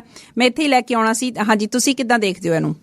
ਮੈਂ ਵੀ ਬਿਲਕੁਲ ਇਹੀ ਕਹਿਣ ਲੱਗਾ ਸੀਗਾ ਕਿ ਇਸ ਵੇਲੇ ਜਿਸ ਤਰੀਕੇ ਦੇ ਨਾਲ ਉੱਥੇ ਕੁਛ ਨੌਜਵਾਨ ਤੇ ਦੂਜੇ ਲੋਕ ਵੀ ਉਹ ਜਿਸ ਤਰੀਕੇ ਨਾਲ ਉੱਥੇ ਮਤਲਬ ਆਪਣਾ ਸਮਾਂ ਬਿਤਾ ਰਿਹਾ, ਕਿਤਾਬਾਂ ਪੜ੍ਹ ਰਹੇ ਆ, ਮਤਲਬ ਉੱਥੋਂ ਜਿਹੜੀ ਇਸ ਕਿਸਮ ਦੀਆਂ ਜਿੰਨਾ ਮੈਂ ਸੁਣਿਆ ਫਿਰ ਡਿਸਕਸ਼ਨ ਵਗੈਰਾ ਹੋ ਰਹੀਆਂ, ਉਹ ਅਸਲੀ ਤਰੀਕਾ ਹੈਗਾ ਆ। ਮਤਲਬ ਜਿਹੜੀ ਜਦੋਂ ਆਪਾਂ ਹੋਸ਼ ਤੇ ਜੋਸ਼ ਦੀ ਗੱਲ ਕਰਦੇ ਹਾਂ ਨਾ, ਜੋਸ਼ ਦੇ ਨਾਲ ਜਿਹੜੀ ਹੋਸ਼ ਵੀ ਉਹਦੇ ਬਰਾਬਰ ਲਿਆ ਕੇ ਖੜੀ ਕਰਨ ਦਾ। ਸੋ ਮੈਂ ਸਮਝਦਾ ਕਿ ਇੱਕ ਇਹ ਥੋੜਾ ਜਿਹਾ ਪ੍ਰੋਸੈਸ ਅਮਲ ਚੱਲ ਰਿਹਾ ਜਾਂ ਹੁਣ ਚੱਲ ਪਿਆ, ਜੇ ਚੱਲਦਾ ਰਹੇ ਤਾਂ ਫਿਰ ਅਸੀਂ ਜ਼ਰੂਰ ਮਤਲਬ ਭਗਤ ਸਿੰਘ ਵਰਗੇ ਉਸ ਲੋਕ ਮਤਲਬ ਉਸ ਸੂਝ ਵਾਲੇ ਜਾਂ ਉਸ ਪਹੁੰਚ ਵਾਲੇ ਘੱਟੋ ਘੱਟ ਅਸੀਂ ਪੈਦਾ ਕਰ ਸਕਾਂਗੇ, ਜਿਨ੍ਹਾਂ ਦੀ ਇਸ ਵੇਲੇ ਬਹੁਤ ਜ਼ਿਆਦਾ ਜ਼ਰੂਰਤ ਹੈਗੀ ਆ। ਕਿਉਂਕਿ ਸਾਡੇ ਜਿਹੜਾ ਸੰਗੀਤ ਨੇ, ਸਾਡੇ ਸੱਭਿਆਚਾਰਕ ਦੂਜੀਆਂ ਗੱਲਾਂ ਨੇ, ਲੋਕਾਂ ਨੂੰ ਜੋਸ਼ ਤਾਂ ਬਹੁਤ ਦਵਾਇਆ ਹੈਗਾ, ਇਹਦੇ 'ਚ ਕੋਈ ਸ਼ੱਕ ਨਹੀਂ ਹੈ। ਔਰ ਇਹ ਆਪਣੇ ਆਪ ਵਿੱਚ ਕੋਈ ਮਾੜੀ ਗੱਲ ਨਹੀਂ, ਮੈਂ ਇਹ ਨਹੀਂ ਕਹਿ ਰਿਹਾ ਵੀ ਇਹ ਠੀਕ ਨਹੀਂ ਹੈ, ਇਹ ਬਹੁਤ ਵਧੀਆ ਗੱਲ ਆ। ਪਰ ਨਾਲ ਜੇ ਅਸੀਂ ਆਪਣੇ ਆਲੇ ਦੁਆਲੇ ਨੂੰ ਸਹੀ ਤਰੀਕੇ ਨਾਲ ਸਮਝਾਂਗੇ ਨਹੀਂ ਤੇ ਕੌਣ ਸਾਡਾ ਮਤਲਬ ਸਹੀ ਮੈਨੇ ਦੁਸ਼ਮਣ ਹੈ ਜਾਂ ਉਹਦੇ ਨਾਲ ਕਿੱਦਾਂ ਲੜਨਾ ਆ, ਤੇ ਅਸੀਂ ਉਸ ਲੜਾਈ ਦੇ ਵਿੱਚ ਕਾਮਯਾਬ ਨਹੀਂ ਹੋ ਸਕਦੇ। ਸੋ ਬਹੁਤ ਜ਼ਰੂਰੀ ਆ ਭਗਤ ਸਿੰਘ ਤੋਂ ਸੇਧ ਲੈ ਕੇ ਸਾਨੂੰ ਹੁਣ ਦੇ ਸਮੇਂ ਨੂੰ ਸਹੀ ਤਰੀਕੇ ਦੇ ਨਾਲ ਜਾਣਨਾ, ਪੜ੍ਹਨਾ, ਸਟੱਡੀ ਕਰਨਾ ਤੇ ਫਿਰ ਉਹਦੇ ਮੁਤਾਬਕ ਜਿਹੜੀ ਆਪਣੀ ਲੜਾਈ ਅੱਗੇ ਤੋਰਨੀ। ਮੈਂ ਸਮਝਦਾ ਕਿ ਅਸੀਂ ਭਗਤ ਸਿੰਘ ਤੋਂ ਜ਼ਰੂਰ ਸੇਧ ਲੈ ਸਕਦੇ ਹਾਂ, ਕਿਉਂਕਿ ਉਹ ਸਾਡਾ ਸਾਰਿਆਂ ਦਾ ਚਹੇਤਾ ਨੌਜਵਾਨ ਸ਼ਹੀਦ ਹੈ। ਜਿਵੇਂ ਜਸਵੰਤ ਜਫਰ ਦੀ ਜਿਹੜੀ ਕਵਿਤਾ ਹੈ ਕਿ ਉਹ ਨੌਜਵਾਨ ਹੀ ਆ ਹਜੇ ਵੀ, ਮਤਲਬ ਨਾ ਬੜੀ ਵਧੀਆ ਕਵਿਤਾ ਉਹਨਾਂ ਦੀ। ਉਹ ਮਤਲਬ ਕਿ ਭਗਤ ਸਿੰਘ ਉਦੋਂ ਵੀ ਨੌਜਵਾਨ ਸੀ, ਉਹ ਜਦੋਂ 1931 ਵਿੱਚ ਫਾਂਸੀ ਲੱਗੀ ਹੈ ਤਾਂ ਹਜੇ ਵੀ ਸਾਡੇ ਸਾਰਿਆਂ ਦੇ ਨੌਜਵਾਨ ਆ, ਉਹੀ ਨੌਜਵਾਨ ਭਗਤ ਸਿੰਘ। ਬਿਲਕੁਲ, ਮੈਂ ਉਹ ਮਹਿਸੂਸ ਕਰ ਰਹੀ ਹਾਂ ਕਿ ਮੈਂ ਵੀ ਪੜ੍ਹ ਰਹੀ ਸੀ ਕਿ ਜਿਸ ਵੇਲੇ ਆਖਰੀ ਪਲ ਸਨ, ਆਖਰੀ ਜਿਹੜਾ ਘੰਟਾ ਸੀ ਭਗਤ ਸਿੰਘ ਹੁਣਾਂ ਨੂੰ ਫਾਂਸੀ ਦਿੱਤੇ ਜਾਣ ਤੋਂ ਪਹਿਲਾਂ ਦੇ ਪਲ ਸਨ, ਕਹਿੰਦੇ ਉਹ ਲੈਨਿਨ ਦੀ ਕਿਤਾਬ ਪੜ੍ਹ ਰਹੇ ਸੀ ਤੇ ਉਹਨਾਂ ਨੇ ਕਿਤਾਬ ਪੜ੍ਹਦਿਆਂ ਨੇ ਉਹ ਪੰਨਾ ਇੱਕ ਮੋੜ ਦਿੱਤਾ ਸੀ। ਹੁਣ ਜੋ ਹਿੰਦੁਸਤਾਨ ਦੇ ਵਿੱਚ ਇਸ ਵੇਲੇ ਬਹੁਤ ਸਾਰੇ ਨੌਜਵਾਨਾਂ ਨਾਲ ਮੇਰੀ ਵੀ ਗੱਲ ਹੋ ਰਹੀ ਆ, ਹੁਣ ਆਪਾਂ ਸੋਸ਼ਲ ਮੀਡੀਆ ਕਰਕੇ ਆਪਾਂ ਦੇਖ ਵੀ ਸਕਦੇ ਹਾਂ, ਉਹਨਾਂ ਨੂੰ ਸੁਣ ਵੀ ਸਕਦੇ ਹਾਂ। ਏਦਾਂ ਲੱਗਦਾ ਕਿ ਸੱਚੀ ਮੁੱਚੀ ਉਹ ਜਿਹੜਾ ਪੰਨਾ ਉਹਨਾਂ ਨੇ ਹੁਣ ਖੋਲ ਲਿਆ ਹੈ, ਉਹਨਾਂ ਨੇ ਅਗਾਂਹ ਪੜ੍ਹਨ ਦੀ ਠਾਣ ਲਈ ਹੈ। ਹਾਂ ਬਿਲਕੁਲ, ਅਮਲ ਸ਼ੁਰੂ ਹੋ ਗਿਆ ਲੱਗਦਾ। ਬਿਲਕੁਲ। ਅੱਛਾ, ਇੱਕ ਹੋਰ ਗੱਲ, ਹੁਣ ਬੜੇ ਲੋਕਾਂ ਨੇ ਅੱਜ ਸਵਾਲ ਉਠਾਏ ਨੇ ਜਾਂ ਨਿਰਾਸ਼ਾ ਪ੍ਰਗਟ ਕਰਦੇ ਨੇ। ਇੱਕ ਫੇਸਬੁੱਕ ਤੇ ਇੱਕ ਦੋ ਥਾਈਂ ਮੈਂ ਦੇਖਿਆ ਕਿ ਜਿੱਥੇ ਕਈਆਂ ਨੇ ਇਸ ਹੱਦ ਤੱਕ ਦੀ ਨਿਰਾਸ਼ਾ ਪ੍ਰਗਟ ਕੀਤੀ ਹੈ ਕਿ ਭਗਤ ਸਿੰਘ ਦੀ ਜਿਹੜੀ ਕੁਰਬਾਨੀ ਹੈ ਉਹ ਵਿਅਰਥ ਗਈ ਹੈ। ਤੁਸੀਂ ਕੀ ਕਹਿੰਦੇ ਹੋ? ਨਹੀਂ, ਬਿਲਕੁਲ ਵਿਅਰਥ ਨਹੀਂ ਗਈ ਹੈ। ਜੇ ਅਸੀਂ ਮਤਲਬ ਜੇ ਪੰਜਾਬ ਦੇ ਵਿੱਚੋਂ ਇਸ ਵੇਲੇ ਏਡੀ ਵੱਡੀ ਇਹ ਲਹਿਰ ਉੱਠੀ ਹੈਗੀ ਆ ਤੇ ਉਹਦੇ 'ਚ ਮਤਲਬ ਕੌਣ ਨਹੀਂ ਕਹੂਗਾ ਹੈ ਕਿ ਭਗਤ ਸਿੰਘ ਦਾ ਉਹਦੇ ਵਿੱਚ ਯੋਗਦਾਨ ਨਹੀਂ ਹੈ। ਜਿਸ ਤਰੀਕੇ ਨਾਲ ਉਹਨਾਂ ਨੇ ਮਤਲਬ ਉਸ ਵੇਲੇ ਇੱਕ ਏਡੀ ਵੱਡੀ ਤਾਕਤ ਦੇ ਖਿਲਾਫ ਜਿਹੜਾ ਸੰਘਰਸ਼ ਕੀਤਾ, ਆਪਣੀ ਪੂਰੀ ਕੋਸ਼ਿਸ਼ ਕੀਤੀ, ਉਹਦੇ ਤੋਂ ਸਾਨੂੰ ਜਿਹੜਾ ਉਤਸ਼ਾਹ ਮਿਲਿਆ। ਸਾਡੇ ਆਪਣਾ ਜਿਹੜਾ ਵਿਰਸਾ ਆ, ਸਿੱਖ ਵਿਰਸਾ ਆ ਜਿਹੜਾ, ਉਹਦੇ ਵਿੱਚੋਂ ਸਾਨੂੰ ਜਿਹੜੀ ਲੜਨ ਦੀ ਜਿਹੜੀ ਪ੍ਰੇਰਨਾ ਹੈਗੀ ਆ, ਜਿਹੜਾ ਸਾਨੂੰ ਉਹਦੇ ਚੋਂ ਉਹ ਸ਼ਕਤੀ ਮਿਲਦੀ ਆ, ਉਹਦੇ ਕਰਕੇ ਮਤਲਬ ਪੰਜਾਬ ਦੇ ਵਿੱਚੋਂ ਏਡੀ ਵੱਡੀ ਲਹਿਰ ਉੱਠੀ ਹੈਗੀ ਆ। ਮੈਂ ਨਹੀਂ ਸਮਝਦਾ ਕਿ ਇਹ ਗੱਲ ਸਹੀ ਹੈਗੀ ਆ ਜਿਹੜੀ ਜਿਸ ਤਰੀਕੇ ਨਾਲ ਮਤਲਬ ਜੇ ਕੁਛ ਇੱਦਾਂ ਕਹਿ ਰਿਹਾ ਆ। ਮੇਰੇ ਖਿਆਲ ਦੇ ਵਿੱਚ ਤਾਂ ਮਤਲਬ ਜੋ ਕੁਛ ਹੋ ਰਿਹਾ ਉਹ ਉਹਦੇ ਤੋਂ ਤਸੱਲੀ ਮਤਲਬ ਮਹਿਸੂਸ ਕਰਕੇ ਅੱਗੇ ਵਧਣ ਦੀ ਲੋੜ ਹੈਗੀ ਆ। ਭਗਤ ਸਿੰਘ ਦਾ ਸੁਪਨਾ ਪੂਰਾ ਹੋਵੇਗਾ ਜੋ ਆਜ਼ਾਦੀ ਦਾ ਸੁਪਨਾ ਭਗਤ ਸਿੰਘ ਦਾ ਸੀ? ਇਹ ਤਾਂ ਕਹਿਣਾ ਮੁਸ਼ਕਿਲ ਹੈ, ਮਤਲਬ ਕਿ ਉਹ ਹੋਵੇਗਾ ਜਾਂ ਨਹੀਂ ਹੋਵੇਗਾ, ਕਿੰਨਾ ਕੁ ਹੋਵੇਗਾ। ਪਰ ਮੇਨ ਚੀਜ਼ ਹੈਗੀ ਹੈ ਕਿ ਜਿਹੜੀ ਉੱਧਰ ਨੂੰ, ਕਿਉਂਕਿ ਜੋ ਕੁਛ ਹੋਇਆ ਜਾਂ ਜੋ ਕੁਛ ਹੁਣ ਭਾਰਤ ਦੀ ਸਰਕਾਰ ਜੋ ਕੁਛ ਕਰਨ ਦੀ ਕੋਸ਼ਿਸ਼ ਕਰ ਰਹੀ ਆ, ਉਹ ਤਾਂ ਬਿਲਕੁਲ ਹੀ ਮਤਲਬ ਉਹ ਤੋਂ ਉਲਟ ਪਾਸੇ ਨੂੰ ਜਾਣ ਦਾ ਹੈ ਨਾ ਚੱਕਰ। ਕਈ ਮਤਲਬ ਸਾਰੇ ਲੋਕਾਂ ਨੂੰ ਜਿਹੜੇ ਮਾੜੇ ਮੋਟੇ ਰੋਟੀ ਖਾਂਦੇ ਵੀ ਹੈਗੇ, ਜਿਹੜੇ ਜ਼ਮੀਨ 2-4 ਏਕੜ ਵਾਲੇ ਆ, ਉਹਨਾਂ ਨੂੰ ਵੀ ਖਤਮ ਕਰ ਦਿੱਤਾ ਜਾਵੇ। ਸਾਰਿਆਂ ਨੂੰ ਮਤਲਬ ਬਿਲਕੁਲ ਹੀ ਮਜ਼ਦੂਰ ਜਮਾਤ ਦੇ ਵਿੱਚ ਰਲਾ ਕੇ ਤੇ ਉਹਨਾਂ ਨੂੰ ਪੂਰੀ ਤਰ੍ਹਾਂ ਐਕਸਪਲੋਇਟ ਕੀਤਾ ਜਾਵੇ, ਉਹਨਾਂ ਨੂੰ ਸ਼ੋਸ਼ਣ ਕੀਤਾ ਜਾਵੇ। ਜਿਹੜਾ ਪ੍ਰੋਸੈਸ ਹੋਰ ਬਹੁਤ ਮੁਲਕਾਂ ਦੇ ਵਿੱਚ ਆਲਰੇਡੀ ਇਹ ਕੰਪਲੀਟ ਕਰ ਚੁੱਕੇ ਆ। ਜਿਹੜੀ ਮਤਲਬ ਜਿਹੜਾ ਇਹ ਪੂੰਜੀਵਾਦੀ ਢਾਂਚਾ ਹੈਗਾ ਨਾ, ਇਹ ਮਤਲਬ ਇੰਡੀਆ ਦੇ ਵਿੱਚ ਵੀ ਕੁਛ ਥਾਂ ਹੀ ਬਚੇ ਹੋਏ ਹੈਗੇ ਆ, ਜਿਹਦੇ ਕਰਕੇ ਇਹ ਮੂਵਮੈਂਟ ਜਿਹੜੀ ਉੱਠੀ ਆ। ਔਰ ਇਹ ਬਹੁਤ ਮਹੱਤਵਪੂਰਨ ਆ ਕਿ ਉਹਨੂੰ ਅਸੀਂ ਕਾਇਮ ਰੱਖਿਆ ਜਾਵੇ। ਤੇ ਉਹੋ ਹੀ ਇੱਕ ਤਰੀਕਾ ਹੈਗਾ ਆ ਜਿਹੜਾ ਭਗਤ ਸਿੰਘ ਦੇ ਸੁਪਨਿਆਂ ਵਾਲਾ, ਜਿਹੜਾ ਉਹ ਆਜ਼ਾਦੀ ਪ੍ਰਾਪਤ ਕਰਨ ਦਾ ਜਾਂ ਉੱਧਰ ਨੂੰ ਜਾਣ ਦਾ। ਕਿਉਂਕਿ ਸਮਾਂ ਵੀ ਬਦਲਦਾ ਰਹਿੰਦਾ ਹੈ। ਜਦੋਂ ਭਗਤ ਸਿੰਘ ਹੋਣੀ ਮਤਲਬ ਉਸ ਵੇਲੇ ਸਟਰਗਲ ਕਰ ਰਹੇ ਸੀ, ਉਦੋਂ ਵੱਖਰਾ ਸਮਾਂ ਸੀ। ਉਸ ਤੋਂ ਬਾਅਦ ਹੁਣ ਦੇਖੋ ਕੀ ਕੁਛ ਬਦਲ ਗਿਆ। ਮਤਲਬ ਇਸ ਵੇਲੇ ਪਿਛਲੇ 100 ਸਾਲ ਦੇ ਵਿੱਚ ਟੈਕਨੋਲੋਜੀ ਨੇ ਇੰਨਾ ਕੁਛ ਬਦਲ ਕੇ ਰੱਖ ਦਿੱਤਾ ਕਿ ਮਤਲਬ ਉਹਦਾ ਸੀ ਬਿਲਕੁਲ ਹੀ ਵੱਖਰਾ ਇਸ ਵੇਲੇ ਸਮਾਜ ਹੈਗਾ ਉਦੋਂ ਨਾਲੋਂ, ਹਨਾ। ਸੋ ਕਿਸ ਕਿਸਮ ਦਾ ਹੋਊਗਾ, ਪਰ ਇਹ ਗੱਲ ਪੱਕੀ ਹੈਗੀ ਆ ਕਿ ਲੋਕ ਜਿਹੜੇ ਆ ਪੰਜਾਬ ਦੇ ਵਿੱਚ ਵੀ, ਭਾਰਤ ਦੇ ਵਿੱਚ ਵੀ ਤੇ ਦੁਨੀਆ ਦੇ ਦੂਜੇ ਹਿੱਸੇ ਦੇ ਵਿੱਚ ਵੀ ਹੁਣ ਬਿਲਕੁਲ ਇਸ ਤਰੀਕੇ ਨਾਲ ਨਹੀਂ ਬੈਠਣਗੇ ਜਿਸ ਤਰੀਕੇ ਨਾਲ ਇਸ ਵੇਲੇ ਜਿਹੜੀ ਕਾਰਪੋਰੇਸ਼ਨ ਢਾਂਚਾ ਜਾਂ ਜਿਹੜੀ ਕੈਪੀਟਲਿਸਟ ਸਿਸਟਮ ਆ, ਤੇ ਉਹਦੇ ਵਿੱਚ ਮਤਲਬ ਅੱਧੀ ਦਰਜਨ ਲੋਕ ਜਿਹੜੇ ਆ ਉਹ ਅੱਧੀ ਦੁਨੀਆ ਦੇ ਮਤਲਬ ਜਿੰਨੀ ਧਨ ਲੈ ਕੇ ਬੈਠੇ ਹੋਣ। ਇਹ ਜਿਹੜਾ ਬਿਲਕੁਲ ਇੱਕ ਗਲਤ ਕਿਸਮ ਦਾ ਇਸ ਵੇਲੇ ਢਾਂਚਾ ਇਹ ਹੈਗਾ ਆ। ਔਰ ਜਿਸ ਤਰੀਕੇ ਨਾਲ ਆਪਾਂ ਇਹ ਵੀ ਇਹਦੇ ਚਾਰਟ ਕਰ ਸਕਦੇ ਹਾਂ ਨਵਜੋਤ ਜੀ, ਕਿ ਜਿਸ ਤਰੀਕੇ ਨਾਲ ਇਹ ਆਰਥਿਕ ਢਾਂਚਾ ਜਿਹੜਾ ਆ ਸਾਡੇ ਵਾਤਾਵਰਨ ਨੂੰ, ਸਾਡੇ ਮਤਲਬ ਸਾਡੀ ਧਰਤੀ ਨੂੰ ਨੁਕਸਾਨ ਪਹੁੰਚਾ ਰਿਹਾ ਆ, ਉਹ ਵੀ ਸਾਰਿਆਂ ਦੀ ਫਿਕਰ ਵਾਲੀ ਗੱਲ ਹੈਗੀ ਆ। ਐਗਜ਼ੈਕਟਲੀ, ਉਹ ਵੀ ਇਹਦਾ ਹਿੱਸਾ ਆ। ਹੁਣ ਜਦੋਂ ਅਸੀਂ ਹੁਣ ਗੱਲ ਕਰਦੇ ਹੈਗੇ ਆ ਤਾਂ ਭਗਤ ਸਿੰਘ ਦੇ ਸੁਪਨੇ ਜਿਹੜੇ ਆ ਉਹਨਾਂ ਦੇ, ਜਦੋਂ ਅਸੀਂ ਉਸ ਕਿਸਮ ਦਾ ਸਮਾਜ ਬਣਾਉਣ ਦੀ ਗੱਲ ਕਰਦੇ ਹਾਂ ਤਾਂ ਉਹਦੇ ਸਾਨੂੰ ਆਪਣੀ ਧਰਤੀ ਦਾ ਵੀ ਫਿਕਰ ਉਹਦਾ ਜਮ੍ਹਾਂ ਕਰਨਾ ਪਊਗਾ। ਤੇ ਧਰਤੀ ਵੀ ਨਹੀਂ ਬਚਣੀ ਜੇ ਆਹ ਕੁਛ ਅਸੀਂ ਹੋਣ ਦਿੱਤਾ ਤਾਂ। ਸੋ ਜਿਹੜੀ ਇਹਨੂੰ ਠੱਲ ਪਾਉਣ ਦੀ ਲੋੜ ਹੈਗੀ ਆ, ਜਿਸ ਕਿਸਮ ਦਾ ਇਹ ਢਾਂਚਾ, ਜਿਸ ਕਿਸਮ ਦੀ ਕੰਜ਼ਿਊਮਰ ਸੁਸਾਇਟੀ ਇਸ ਢਾਂਚੇ ਨੇ ਪੈਦਾ ਕੀਤੀ ਆ, ਜਿਸ ਕਿਸਮ ਦੇ ਮਤਲਬ ਅਸੀਂ ਉਹਦਾ ਸਾਰੇ ਹਿੱਸਾ ਹੈਗੇ, ਇਹ ਨਹੀਂ ਕਿ ਅਸੀਂ ਉਹਦਾ ਹਿੱਸਾ ਨਹੀਂ ਹੈ। ਸਾਧੂ ਜੀ, ਮੇਰੇ ਕੋਲ ਖਬਰਾਂ ਦਾ ਸਮਾਂ ਹੋ ਰਿਹਾ। ਅਗਲੇ ਹਿੱਸੇ ਦੇ ਵਿੱਚ ਆਪਾਂ ਪਾਸ਼ ਉਹਨਾਂ ਦੀ ਗੱਲ ਛੇੜਨੀ ਸੀ, ਪਰ ਭਗਤ ਸਿੰਘ ਬਾਰੇ ਇੱਕ ਦੋ ਗੱਲਾਂ ਜਿਹੜੀਆਂ ਬਹੁਤ ਇੰਪੋਰਟੈਂਟ ਸੀ ਉਹ ਰਹਿ ਗਈਆਂ। ਉਹ ਮੈਂ ਚਾਹੁੰਦੀ ਹਾਂ ਕਿ ਆਪਾਂ ਜ਼ਰੂਰ ਥੋੜਾ ਜਿਹਾ ਅਗਲੇ ਹਿੱਸੇ ਦੇ ਵਿੱਚ ਉਹਨੂੰ ਵੀ ਕੰਟੀਨਿਊ ਕਰੀਏ, ਥੋੜਾ ਟੱਚ ਕਰੀਏ, ਕਿਉਂਕਿ ਇੱਕ ਤਾਂ ਉਹਨਾਂ ਦੇ ਨਾਸਤਿਕ ਹੋਣ ਦੀ ਗੱਲ, ਦੂਸਰਾ ਜਿਹੜੇ ਕਾਸਟ ਸਿਸਟਮ ਬਾਰੇ ਉਹਨਾਂ ਦੇ ਖਿਆਲ ਸੀ, ਉਹਦੇ ਬਾਰੇ ਵੀ ਮੈਂ ਚਾਹੁੰਦੀ ਹਾਂ ਕਿ ਉਹ ਵੀ ਆਪਾਂ ਜ਼ਰੂਰ ਥੋੜਾ ਜਿਹਾ ਟੱਚ ਕਰੀਏ। ਅੱਜ ਸ਼ਹੀਦ ਭਗਤ ਸਿੰਘ ਹੋਣਾ ਬਾਰੇ ਅਸੀਂ ਗੱਲ ਕਰ ਰਹੇ ਹਾਂ, ਕਿਉਂਕਿ ਸ਼ਹੀਦ ਭਗਤ ਸਿੰਘ ਸੁਖਦੇਵ ਰਾਜਗੁਰੂ ਹੋਣਾ ਦਾ ਅੱਜ ਸ਼ਹੀਦੀ ਦਿਨ ਹੈ। ਖਾਸ ਕਰਕੇ ਅਸੀਂ ਫੋਕਸ ਮੈਂ ਕਰਨਾ ਚਾਹੁੰਦੀ ਸੀ, ਅੱਜ ਇੰਡੀਆ ਤੋਂ ਮੇਰੇ ਨਾਲ ਸ਼ਾਮਿਲ ਹੋਣਾ ਸੀ ਆਲ ਇੰਡੀਆ ਸਟੂਡੈਂਟ ਫੈਡਰੇਸ਼ਨ ਦੇ ਜਨਰਲ ਸੈਕਟਰੀ ਵਿੱਕੀ ਮਹੇਸ਼ਰੀ ਹੋਣਾ ਨੇ, ਪਰ ਕਿਸੇ ਵਜ੍ਹਾ ਕਰਕੇ ਉਹ ਮੇਰੇ ਨਾਲ ਸ਼ਾਮਿਲ ਨਹੀਂ ਹੋ ਸਕੇ। ਮੈਂ ਸਾਧੂ ਬਿਨਿੰਗ ਜੀ ਨੂੰ ਰਿਕੁਐਸਟ ਕੀਤੀ ਸੀ ਕਿ ਉਹ ਗੱਲ ਕਰ ਸਕਣ ਭਗਤ ਸਿੰਘ ਹੋਣਾ ਬਾਰੇ। ਉਹ ਪਿਛਲੇ ਹਿੱਸੇ ਦੇ ਵਿੱਚ, ਪਿਛਲੇ ਘੰਟੇ 'ਚ ਮੇਰੇ ਨਾਲ ਮੌਜੂਦ ਨੇ। ਕੁਝ ਗੱਲਬਾਤ ਮੈਂ ਹੋਰ ਸ਼ਹੀਦ ਭਗਤ ਸਿੰਘ ਬਾਰੇ ਕਰਦੀ ਹੋਈ ਅਗਲਾ ਜਿਹੜਾ ਸਮਾਂ ਹੋਏਗਾ ਉਹ ਅਸੀਂ ਪਾਸ਼ ਹੋਣਾ 'ਤੇ ਕੁਝ ਗੱਲਾਂ ਕਰਾਂਗੇ, ਕਿਉਂਕਿ ਪਾਸ਼ ਹੋਣਾ ਦੀ ਸ਼ਹਾਦਤ ਦਾ ਵੀ ਅੱਜ ਦਿਨ ਹੈ। ਉਹਨਾਂ ਦੀ ਪੋਇਟਰੀ ਬਾਰੇ ਵੀ ਗੱਲ ਕਰਨੀ ਹੈ। ਸਾਧੂ ਜੀ, ਮੇਰੀ ਆਵਾਜ਼ ਤੁਹਾਡੇ ਤੱਕ ਪਹੁੰਚ ਰਹੀ ਹੈ? ਬਿਲਕੁਲ ਪਹੁੰਚ ਰਹੀ ਹੈ ਜੀ। ਹਾਂਜੀ। ਸੋ ਸਾਧੂ ਜੀ, ਆਪਾਂ ਜਿਹੜੀ ਗੱਲ ਹਾਲੇ ਤੱਕ ਨਹੀਂ ਕਰ ਸਕੇ ਸੀ ਕਿ ਭਗਤ ਸਿੰਘ ਕਿਹੋ ਜਿਹੇ ਸਮਾਜ ਦੀ ਸਿਰਜਣਾ ਦਾ ਸੁਪਨਾ ਸੀ ਭਗਤ ਸਿੰਘ ਦੇ ਮਨ ਦੇ ਵਿੱਚ, ਜਿੱਥੇ ਉਹਨਾਂ ਨੇ ਬਹੁਤ ਕੁਝ ਦੇਖਿਆ ਥੋੜ੍ਹੀ ਜਿਹੀ ਉਮਰ ਦੇ ਵਿੱਚ ਹੀ, ਖਾਸ ਕਰਕੇ ਧਰਮ ਨੂੰ ਲੈ ਕੇ, ਤੇ ਉਹ ਬੜੇ ਸਪਸ਼ਟ ਹੋ ਗਏ ਸੀ। ਤੁਸੀਂ ਵੀ ਉਸ ਲੇਖ ਦਾ ਜ਼ਿਕਰ ਕੀਤਾ ਜਿਹਦੇ ਵਿੱਚ ਉਹ ਕਹਿੰਦੇ ਆ ਕਿ ਮੈਂ ਨਾਸਤਿਕ ਕਿਉਂ ਆ।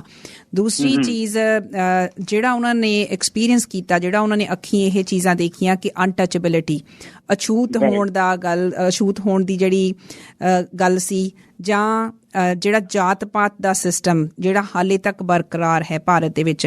ਸਾਡੇ ਕੋਲ ਲਗਾਤਾਰ ਖਬਰਾਂ ਆ ਰਹੀਆਂ ਨੇ, ਪਿਛਲੇ 10 ਦਿਨਾਂ 8-10 ਦਿਨ ਦੀ ਪਹਿਲਾਂ ਦੀ ਘਟਨਾ ਹੈ ਕਿ ਉੱਥੇ 2 ਦਲਿਤ ਕੁੜੀਆਂ ਦੇ ਨਾਲ ਕੀ ਹੋਇਆ ਆਪਾਂ ਸਾਰੇ ਜਾਣਦੇ ਹਾਂ। ਇਹ ਖਬਰਾਂ ਲਗਾਤਾਰ ਆਉਂਦੀਆਂ ਹੀ ਰਹਿੰਦੀਆਂ। ਜੇ ਆਪਾਂ ਇਹਨਾਂ ਚੀਜ਼ਾਂ ਨੂੰ ਪਾਸੇ ਵੀ ਕਰ ਦਈਏ, ਉਸ ਵੇਲੇ ਕੀ ਹਾਲਤ ਹੋਏਗੀ ਆਪਾਂ ਅੰਦਾਜ਼ਾ ਲਾ ਸਕਦੇ ਹਾਂ। ਅੱਜ ਜਿਹਨੂੰ ਆਪਾਂ ਬਹੁਤ ਕਹਿੰਦੇ ਹਾਂ ਕਿ 90 ਸਾਲ ਹੁਣ ਭਗਤ ਸਿੰਘ ਦੇ ਜਾਣ ਤੋਂ ਬਾਅਦ ਵੀ ਹੋ ਗਏ ਆ, ਹਾਲੇ ਤੱਕ ਵੀ ਇਸ ਤਰ੍ਹਾਂ ਲੱਗਦਾ ਕਿ ਸਮਾਜ ਹੋਰ ਨਿੱਘਰਦਾ ਜਾ ਰਿਹਾ ਹੈ। ਮੈਂ ਚਾਹੁੰਦੀ ਹਾਂ ਕਿ ਤੁਸੀਂ ਭਗਤ ਸਿੰਘ ਇਸ ਚੀਜ਼ ਨੂੰ, ਇਹ ਜਿਹੜਾ ਸਾਡਾ ਇੰਡੀਅਨ ਸੋਸਾਇਟੀ ਦਾ ਕਾਸਟ ਸਿਸਟਮ ਸੀ, ਜਾਂ ਈਵਨ ਜਿਸ ਢੰਗ ਦੇ ਨਾਲ ਰਿਲੀਜਨ ਦੇ ਨਾਂ ਨੂੰ ਲੈ ਕੇ ਸੋਸਾਇਟੀ ਨੂੰ ਐਕਸਪਲੋਇਟ ਕੀਤਾ ਗਿਆ, ਮਾਈਂਡਸ ਨੂੰ ਪੋਲਿਊਟ ਕੀਤਾ ਗਿਆ, ਉਹਦੇ ਬਾਰੇ ਕੀ ਉਹਨਾਂ ਦਾ ਪਰਸਪੈਕਟਿਵ ਸੀ, ਉਹ ਵੀ ਸੁਣਨ ਵਾਲਿਆਂ ਨਾਲ ਸਾਂਝਾ ਕਰੋ। ਬਿਲਕੁਲ ਜੀ, ਮੈਂ ਉਹਨਾਂ ਦਾ ਇੱਕ ਲੇਖ ਸੀ ਅਛੂਤ ਦਾ ਸਵਾਲ, ਜਿਹੜਾ ਉਹਨਾਂ ਨੇ 1928 ਦੇ ਵਿੱਚ ਲਿਖਿਆ ਸੀਗਾ। ਸੋ ਅਗੇਨ ਇੱਕ ਵਾਰੀ ਫੇਰ ਆਪਾਂ ਮੰਨ ਲਓ ਭਗਤ ਸਿੰਘ ਦੀ ਜਿਹੜੀ ਸੂਝ ਸੀ ਜਾਂ ਜਿਹੜੀ ਪਹੁੰਚ ਸੀ ਉਹਦੀ, ਉਹ ਮਤਲਬ ਸਾਨੂੰ ਹੈਰਾਨ ਕਰਦੀ ਆ। ਔਰ ਮੈਂ ਇੱਕ ਪੈਰਾ ਪੜ੍ਹਨ ਲੱਗਾ ਉਸ ਲੇਖ ਦਾ, ਜਿਹੜਾ ਸ਼ੁਰੂ ਪੈਰਾ ਆ ਜੀ। ਕਹਿੰਦੇ ਸਾਡੇ ਮੁਲਕ ਜਿੰਨੀ ਭੈੜੀ ਹਾਲਤ ਕਿਸੇ ਹੋਰ ਮੁਲਕ ਦੀ ਨਹੀਂ ਹੋਣੀ। ਇਹ ਭਗਤ ਸਿੰਘ ਕਹਿ ਰਿਹਾ ਆ 1928 ਦੇ ਵਿੱਚ ਜੀ। ਸਾਡੇ ਮੁਲਕ ਜਿੰਨੀ ਭੈੜੀ ਹਾਲਤ ਕਿਸੇ ਹੋਰ ਮੁਲਕ ਦੀ ਨਹੀਂ ਹੋਣੀ। ਇੱਥੇ ਅਜੀਬ ਤੋਂ ਅਜੀਬ ਸਵਾਲ ਪੈਦਾ ਹੁੰਦੇ ਹਨ। ਇੱਕ ਬੜਾ ਭਾਰੀ ਸਵਾਲ ਅਛੂਤ ਦਾ ਹੈ। ਸਵਾਲ ਇਹ ਕੀਤਾ ਜਾਂਦਾ ਹੈ ਕਿ 30 ਕਰੋੜ ਦੀ ਆਬਾਦੀ ਵਾਲੇ ਮੁਲਕ ਵਿੱਚ ਜੋ 6 ਕਰੋੜ ਆਦਮੀ ਅਛੂਤ ਕਹਾਉਂਦੇ ਹਨ, ਉਹਨਾਂ ਨਾਲ ਛੂਹ ਲੈਣ ਨਾਲ ਧਰਮ ਭ੍ਰਿਸ਼ਟਤਾ ਨਾ ਹੋਵੇਗਾ? ਕੀ ਉਹਨਾਂ ਨੂੰ ਮੰਦਿਰਾਂ ਵਿੱਚ ਜਾਣ ਦੇਣ ਨਾਲ ਦੇਵਤੇ ਨਾਰਾਜ਼ ਤਾਂ ਨਾ ਹੋ ਜਾਣਗੇ? ਕੀ ਉਹਨਾਂ ਦੇ ਖੂਹ ਤੋਂ ਪਾਣੀ ਕੱਢ ਲੈਣ ਨਾਲ ਖੂਹ ਪਲੀਤ ਨਾ ਹੋ ਜਾਵੇਗਾ? ਇਹ ਸਵਾਲ 20ਵੀਂ ਸਦੀ ਵਿੱਚ ਕੀਤੇ ਜਾ ਰਹੇ ਹਨ, ਜਿਨ੍ਹਾਂ ਨੂੰ ਕਿ ਸੁਣਦਿਆਂ ਹੀ ਸ਼ਰਮ ਆਉਂਦੀ ਹੈ। ਸੋ 100 ਸਾਲ ਪਹਿਲਾਂ ਭਗਤ ਸਿੰਘ ਇਹ ਕਹਿ ਰਿਹਾ, ਔਰ ਸਾਡੇ ਮਤਲਬ ਹਾਲਤ ਇਹ ਹੈ ਕਿ ਇਹ ਸਵਾਲ ਪਹਿਲਾਂ ਨਾਲੋਂ ਵੀ ਜ਼ਿਆਦਾ ਜਿਹੜੇ ਆ ਉਹ ਸਾਡੇ ਸਮਾਜ ਦੇ ਵਿੱਚ ਇਸ ਵੇਲੇ ਸਾਡਾ ਹਿੱਸਾ ਬਣੇ ਹੋ ਆ, ਜਿਹੜੀ ਕਿ ਮਤਲਬ ਸ਼ਰਮ ਵਾਲੀ ਹੁਣ ਕਿਹੜੀ ਗੱਲ ਰਹਿ ਗਈ ਆ। ਮਤਲਬ ਉਹ 100 ਸਾਲ ਪਹਿਲਾਂ ਇਸ ਤਰੀਕੇ ਨਾਲ ਇੱਕ ਨੌਜਵਾਨ ਜਿਹੜਾ ਆ ਉਹ ਆਪਣੇ ਸਮਾਜ ਬਾਰੇ ਲਿਖ ਰਿਹਾ। ਜੇ ਹੁਣ ਲੋਕਾਂ ਨੇ ਇਹ ਪੜ੍ਹੀਆਂ ਹੁੰਦੀਆਂ ਗੱਲਾਂ, ਲੋਕਾਂ ਨੇ ਇਹ ਗੁੜੀਆਂ ਹੁੰਦੀਆਂ, ਤਾਂ ਖਰਾ ਥੋੜਾ ਬੜਾ ਫਰਕ ਅਸੀਂ ਦੇਖ ਸਕਦੇ, ਪਰ ਬਿਲਕੁਲ ਕੋਈ ਫਰਕ ਇਸ ਕਰਕੇ ਨਹੀਂ ਦੇਖਦੇ ਕਿਉਂਕਿ ਭਗਤ ਸਿੰਘ ਨੂੰ ਜਾਂ ਜਿਹੜੇ ਉਸ ਕਿਸਮ ਦੇ ਲੋਕ ਸੋਚਣ ਵਾਲੇ ਸੀ, ਉਹਨਾਂ ਦੀ ਸੋਚ ਨੂੰ ਲੋਕਾਂ ਤੱਕ ਜਾਣ ਹੀ ਨਹੀਂ ਦਿੱਤਾ ਗਿਆ। ਚਾਹੇ ਉਹ ਕਹਿ ਲਓ ਕਿ ਉਹ ਜਿਹੜੀ ਗਿਣੀ ਮਿੱਠੀ ਸਾਜ਼ਿਸ਼ ਨਾਲ ਜਾਂ ਕਿਸੇ ਤਰ੍ਹਾਂ ਵੀ। ਸੋ ਅਸੀਂ ਮਤਲਬ ਆਪਣੇ ਸਮਾਜ ਦੇ ਵਿੱਚ ਅਸੀਂ ਇਸ ਕਿਸਮ ਦੇ ਵਧੀਆ ਜਿਹੜੇ ਵਿਚਾਰ ਆ ਉਹਨਾਂ ਤੋਂ ਵਾਂਝੇ ਰੱਖੇ ਗਏ ਆ। ਸੋ ਇਸੇ ਤਰ੍ਹਾਂ ਹੀ ਮਤਲਬ ਇਹ ਲੇਖ ਸਾਰਾ ਹੀ ਪੜ੍ਹਨ ਵਾਲਾ ਹੈਗਾ ਆ। ਆਪਣੇ ਕੋਲ ਉਸ ਕਿਸਮ ਦਾ ਵਕਤ ਨਹੀਂ ਹੈ, ਪਰ ਮੈਂ ਫੇਰ ਇੱਕ ਵਾਰੀ ਤੁਹਾਡੇ ਸਰੋਤਿਆਂ ਨੂੰ ਇਹ ਸੁਝਾਅ ਦਊਂਗਾ ਤੇ ਸ਼ਹੀਦ ਭਗਤ ਸਿੰਘ ਤੇ ਉਹਨਾਂ ਦੇ ਸਾਥੀਆਂ ਦੀਆਂ ਲਿਖਤਾਂ ਵਾਲੀ ਇਹ ਕਿਤਾਬ ਆ ਜਿਹੜੀ ਜੀ, ਇਹ ਹਰ ਘਰ ਦੇ ਵਿੱਚ ਹੋਣੀ ਚਾਹੀਦੀ ਆ। ਮਤਲਬ ਸਾਡੇ ਕੋਲ ਘਰਾਂ ਦੇ ਵਿੱਚ ਬਹੁਤ ਕੁਛ ਆ, ਅਸੀਂ ਰੋਜ਼ ਨਵਾਂ ਇੰਨਾ ਸਮਾਨ ਖਰੀਦਦੇ ਆ, ਇੱਕ ਏਦਾਂ ਦੀ ਕਿਤਾਬ ਖਰੀਦ ਕੇ ਵੀ ਘਰ 'ਚ ਰੱਖ ਲੈਣੀ ਚਾਹੀਦੀ ਆ। ਭਗਤ ਸਿੰਘ ਦੀਆਂ ਜਿਹੜੀਆਂ ਚੀਜ਼ਾਂ ਆ ਉਹ ਅੰਗਰੇਜ਼ੀ 'ਚ ਵੀ, ਹਿੰਦੀ 'ਚ ਵੀ, ਸਾਰੀਆਂ ਜ਼ਬਾਨਾਂ ਦੇ ਵਿੱਚ ਹੈਗੀਆਂ। ਸਾਡੇ ਜਿਵੇਂ ਡਾਕਟਰ ਚਮਨ ਲਾਲ ਹੈਗੇ ਆ, ਉਹਨਾਂ ਨੇ ਇੱਧਰ ਬਹੁਤ ਕੰਮ ਕੀਤਾ। ਉਹਨਾਂ ਨੇ ਭਗਤ ਸਿੰਘ ਦੀਆਂ ਬਹੁਤ ਸਾਰੀਆਂ ਕਿਤਾਬਾਂ ਜਿਹੜੀਆਂ ਛਾਪੀਆਂ ਔਰ 3 ਜ਼ਬਾਨਾਂ ਦੇ ਵਿੱਚ ਉਹਨਾਂ ਨੇ ਕੰਮ ਕੀਤਾ। ਔਰ ਉਹਨਾਂ ਦਾ ਇੱਕ ਹੋਰ ਵੀ ਗੱਲ ਜਿਹੜੀ ਭਗਤ ਸਿੰਘ ਦੇ ਨਾਂ ਨਾਲ ਹੈ ਕਿ ਜਿਹੜੇ ਆਪਣੇ ਚੇ ਗਵੇਰਾ ਸੀਗੇ ਅਰਜਨਟੀਨ ਤੋਂ, ਜਿਨ੍ਹਾਂ ਨੇ ਕਿਊਬਾ ਦੇ ਇਨਕਲਾਬ ਦੇ ਵਿੱਚ ਹਿੱਸਾ ਪਾਇਆ ਸੀ, ਉਹ ਸਮਝਿਆ ਕਿ ਭਗਤ ਸਿੰਘ ਤੇ ਚੇ ਗਵੇਰਾ ਇੱਕੋ ਜਿਹੀਆਂ 2 ਚੀਜ਼ਾਂ ਹੈਗੀਆਂ। ਜਿੰਨਾ ਚੇ ਗਵੇਰਾ ਦਾ ਨਾਮ ਦੁਨੀਆ ਦੇ ਵਿੱਚ ਆ, ਭਗਤ ਸਿੰਘ ਦਾ ਵੀ ਉਨਾ ਹੋਣਾ ਚਾਹੀਦਾ। ਔਰ ਸਾਨੂੰ ਸੱਚੀ ਇਹ ਕੋਸ਼ਿਸ਼ ਕਰਨੀ ਚਾਹੀਦੀ ਆ ਕਿ ਦੂਜੇ ਲੋਕਾਂ ਨੂੰ ਵੀ ਭਗਤ ਸਿੰਘ ਬਾਰੇ ਦੱਸਿਆ ਜਾਵੇ, ਕਿਉਂਕਿ ਜਿਸ ਕਿਸਮ ਦੀਆਂ ਗੱਲਾਂ ਭਗਤ ਸਿੰਘ ਉਦੋਂ ਕਰ ਗਿਆ ਉਹ ਅਸੀਂ ਅਜੇ ਵੀ ਨਹੀਂ ਕਰ ਰਹੇ। ਬਹੁਤ ਲੋਕ ਜਿਹੜੇ ਉਹ ਬਿਲਕੁਲ ਨਹੀਂ ਕਰ ਰਹੇ। ਸੋ ਇਹ ਗੱਲ ਆਪਣੇ ਆਪ ਵਿੱਚ ਬਹੁਤ ਮਹੱਤਵਪੂਰਨ ਆ। ਸਾਧੂ ਜੀ, ਇੱਕ ਜਿਹੜੀ ਹੋਰ ਚੀਜ਼ ਆ ਜਿੱਥੇ ਆਪਾਂ ਮੁੜ ਕੇ ਗੱਲ ਕਰ ਰਹੇ ਹਾਂ ਕਿ ਉਹ ਇੱਕ ਨੌਜਵਾਨ ਸੀ।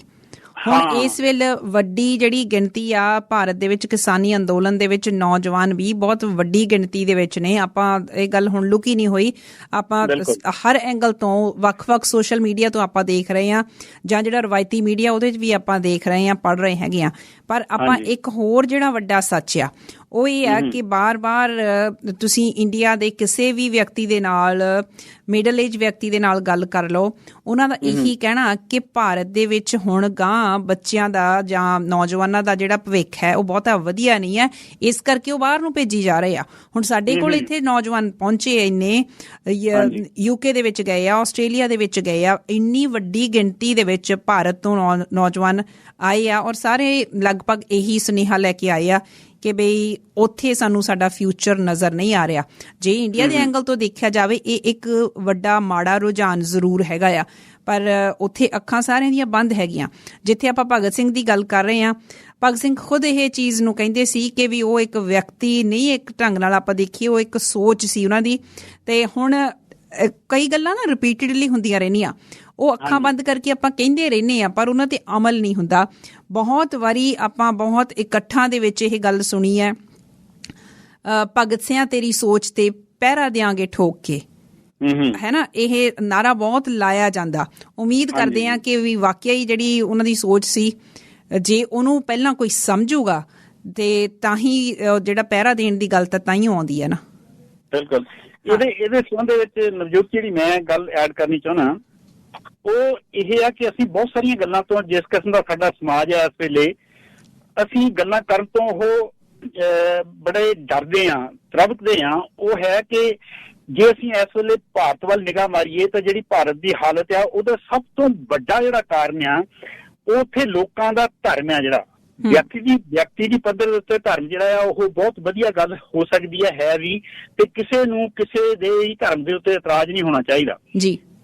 ਕੋਈ ਬੰਦਾ ਕਿਸ ਚੀਜ਼ ਵਿੱਚ ਯਕੀਨ ਕਰਦਾ, ਕਿਸ ਨਹੀਂ ਕਰਦਾ, ਕਿੱਦਾਂ ਕਰਦਾ, ਨਹੀਂ ਕਰਦਾ, ਪਰ ਜਿਹੜਾ ਜਥੇਬੰਦਕ ਧਰਮ ਹੈਗਾ, ਜਿਸ ਤਰੀਕੇ ਨਾਲ ਪਤਾ ਚੱਲਾ ਹਿੰਦੁਸਤਾਨ 'ਚ ਇਸ ਵੇਲੇ ਹੋਰ ਕੋਈ ਵੀ ਮੈਨੂੰ ਨਹੀਂ ਕਾਰਨ ਲੱਭਦਾ ਜਿਹੜਾ ਮੈਂ ਕਹਿ ਸਕਾਂ ਤੇ ਇਸ ਕਰਕੇ ਇਸ ਵੇਲੇ ਮੋਦੀ ਜਿਹੜਾ ਸ਼ਰੇਆਮ ਹਰ ਵੇਲੇ ਝੂਠ ਬੋਲਦਾ ਜਿਹੜਾ ਇਨਸਾਨ, ਉਹਦੇ ਐਡੀ ਵੱਡੀ ਗਿਣਤੀ ਦੇ ਵਿੱਚ ਭਗਤ ਹੋਣ, ਇਹ ਧਰਮ ਤੋਂ ਬਿਨਾਂ ਸੰਭਵ ਨਹੀਂ ਹੈ।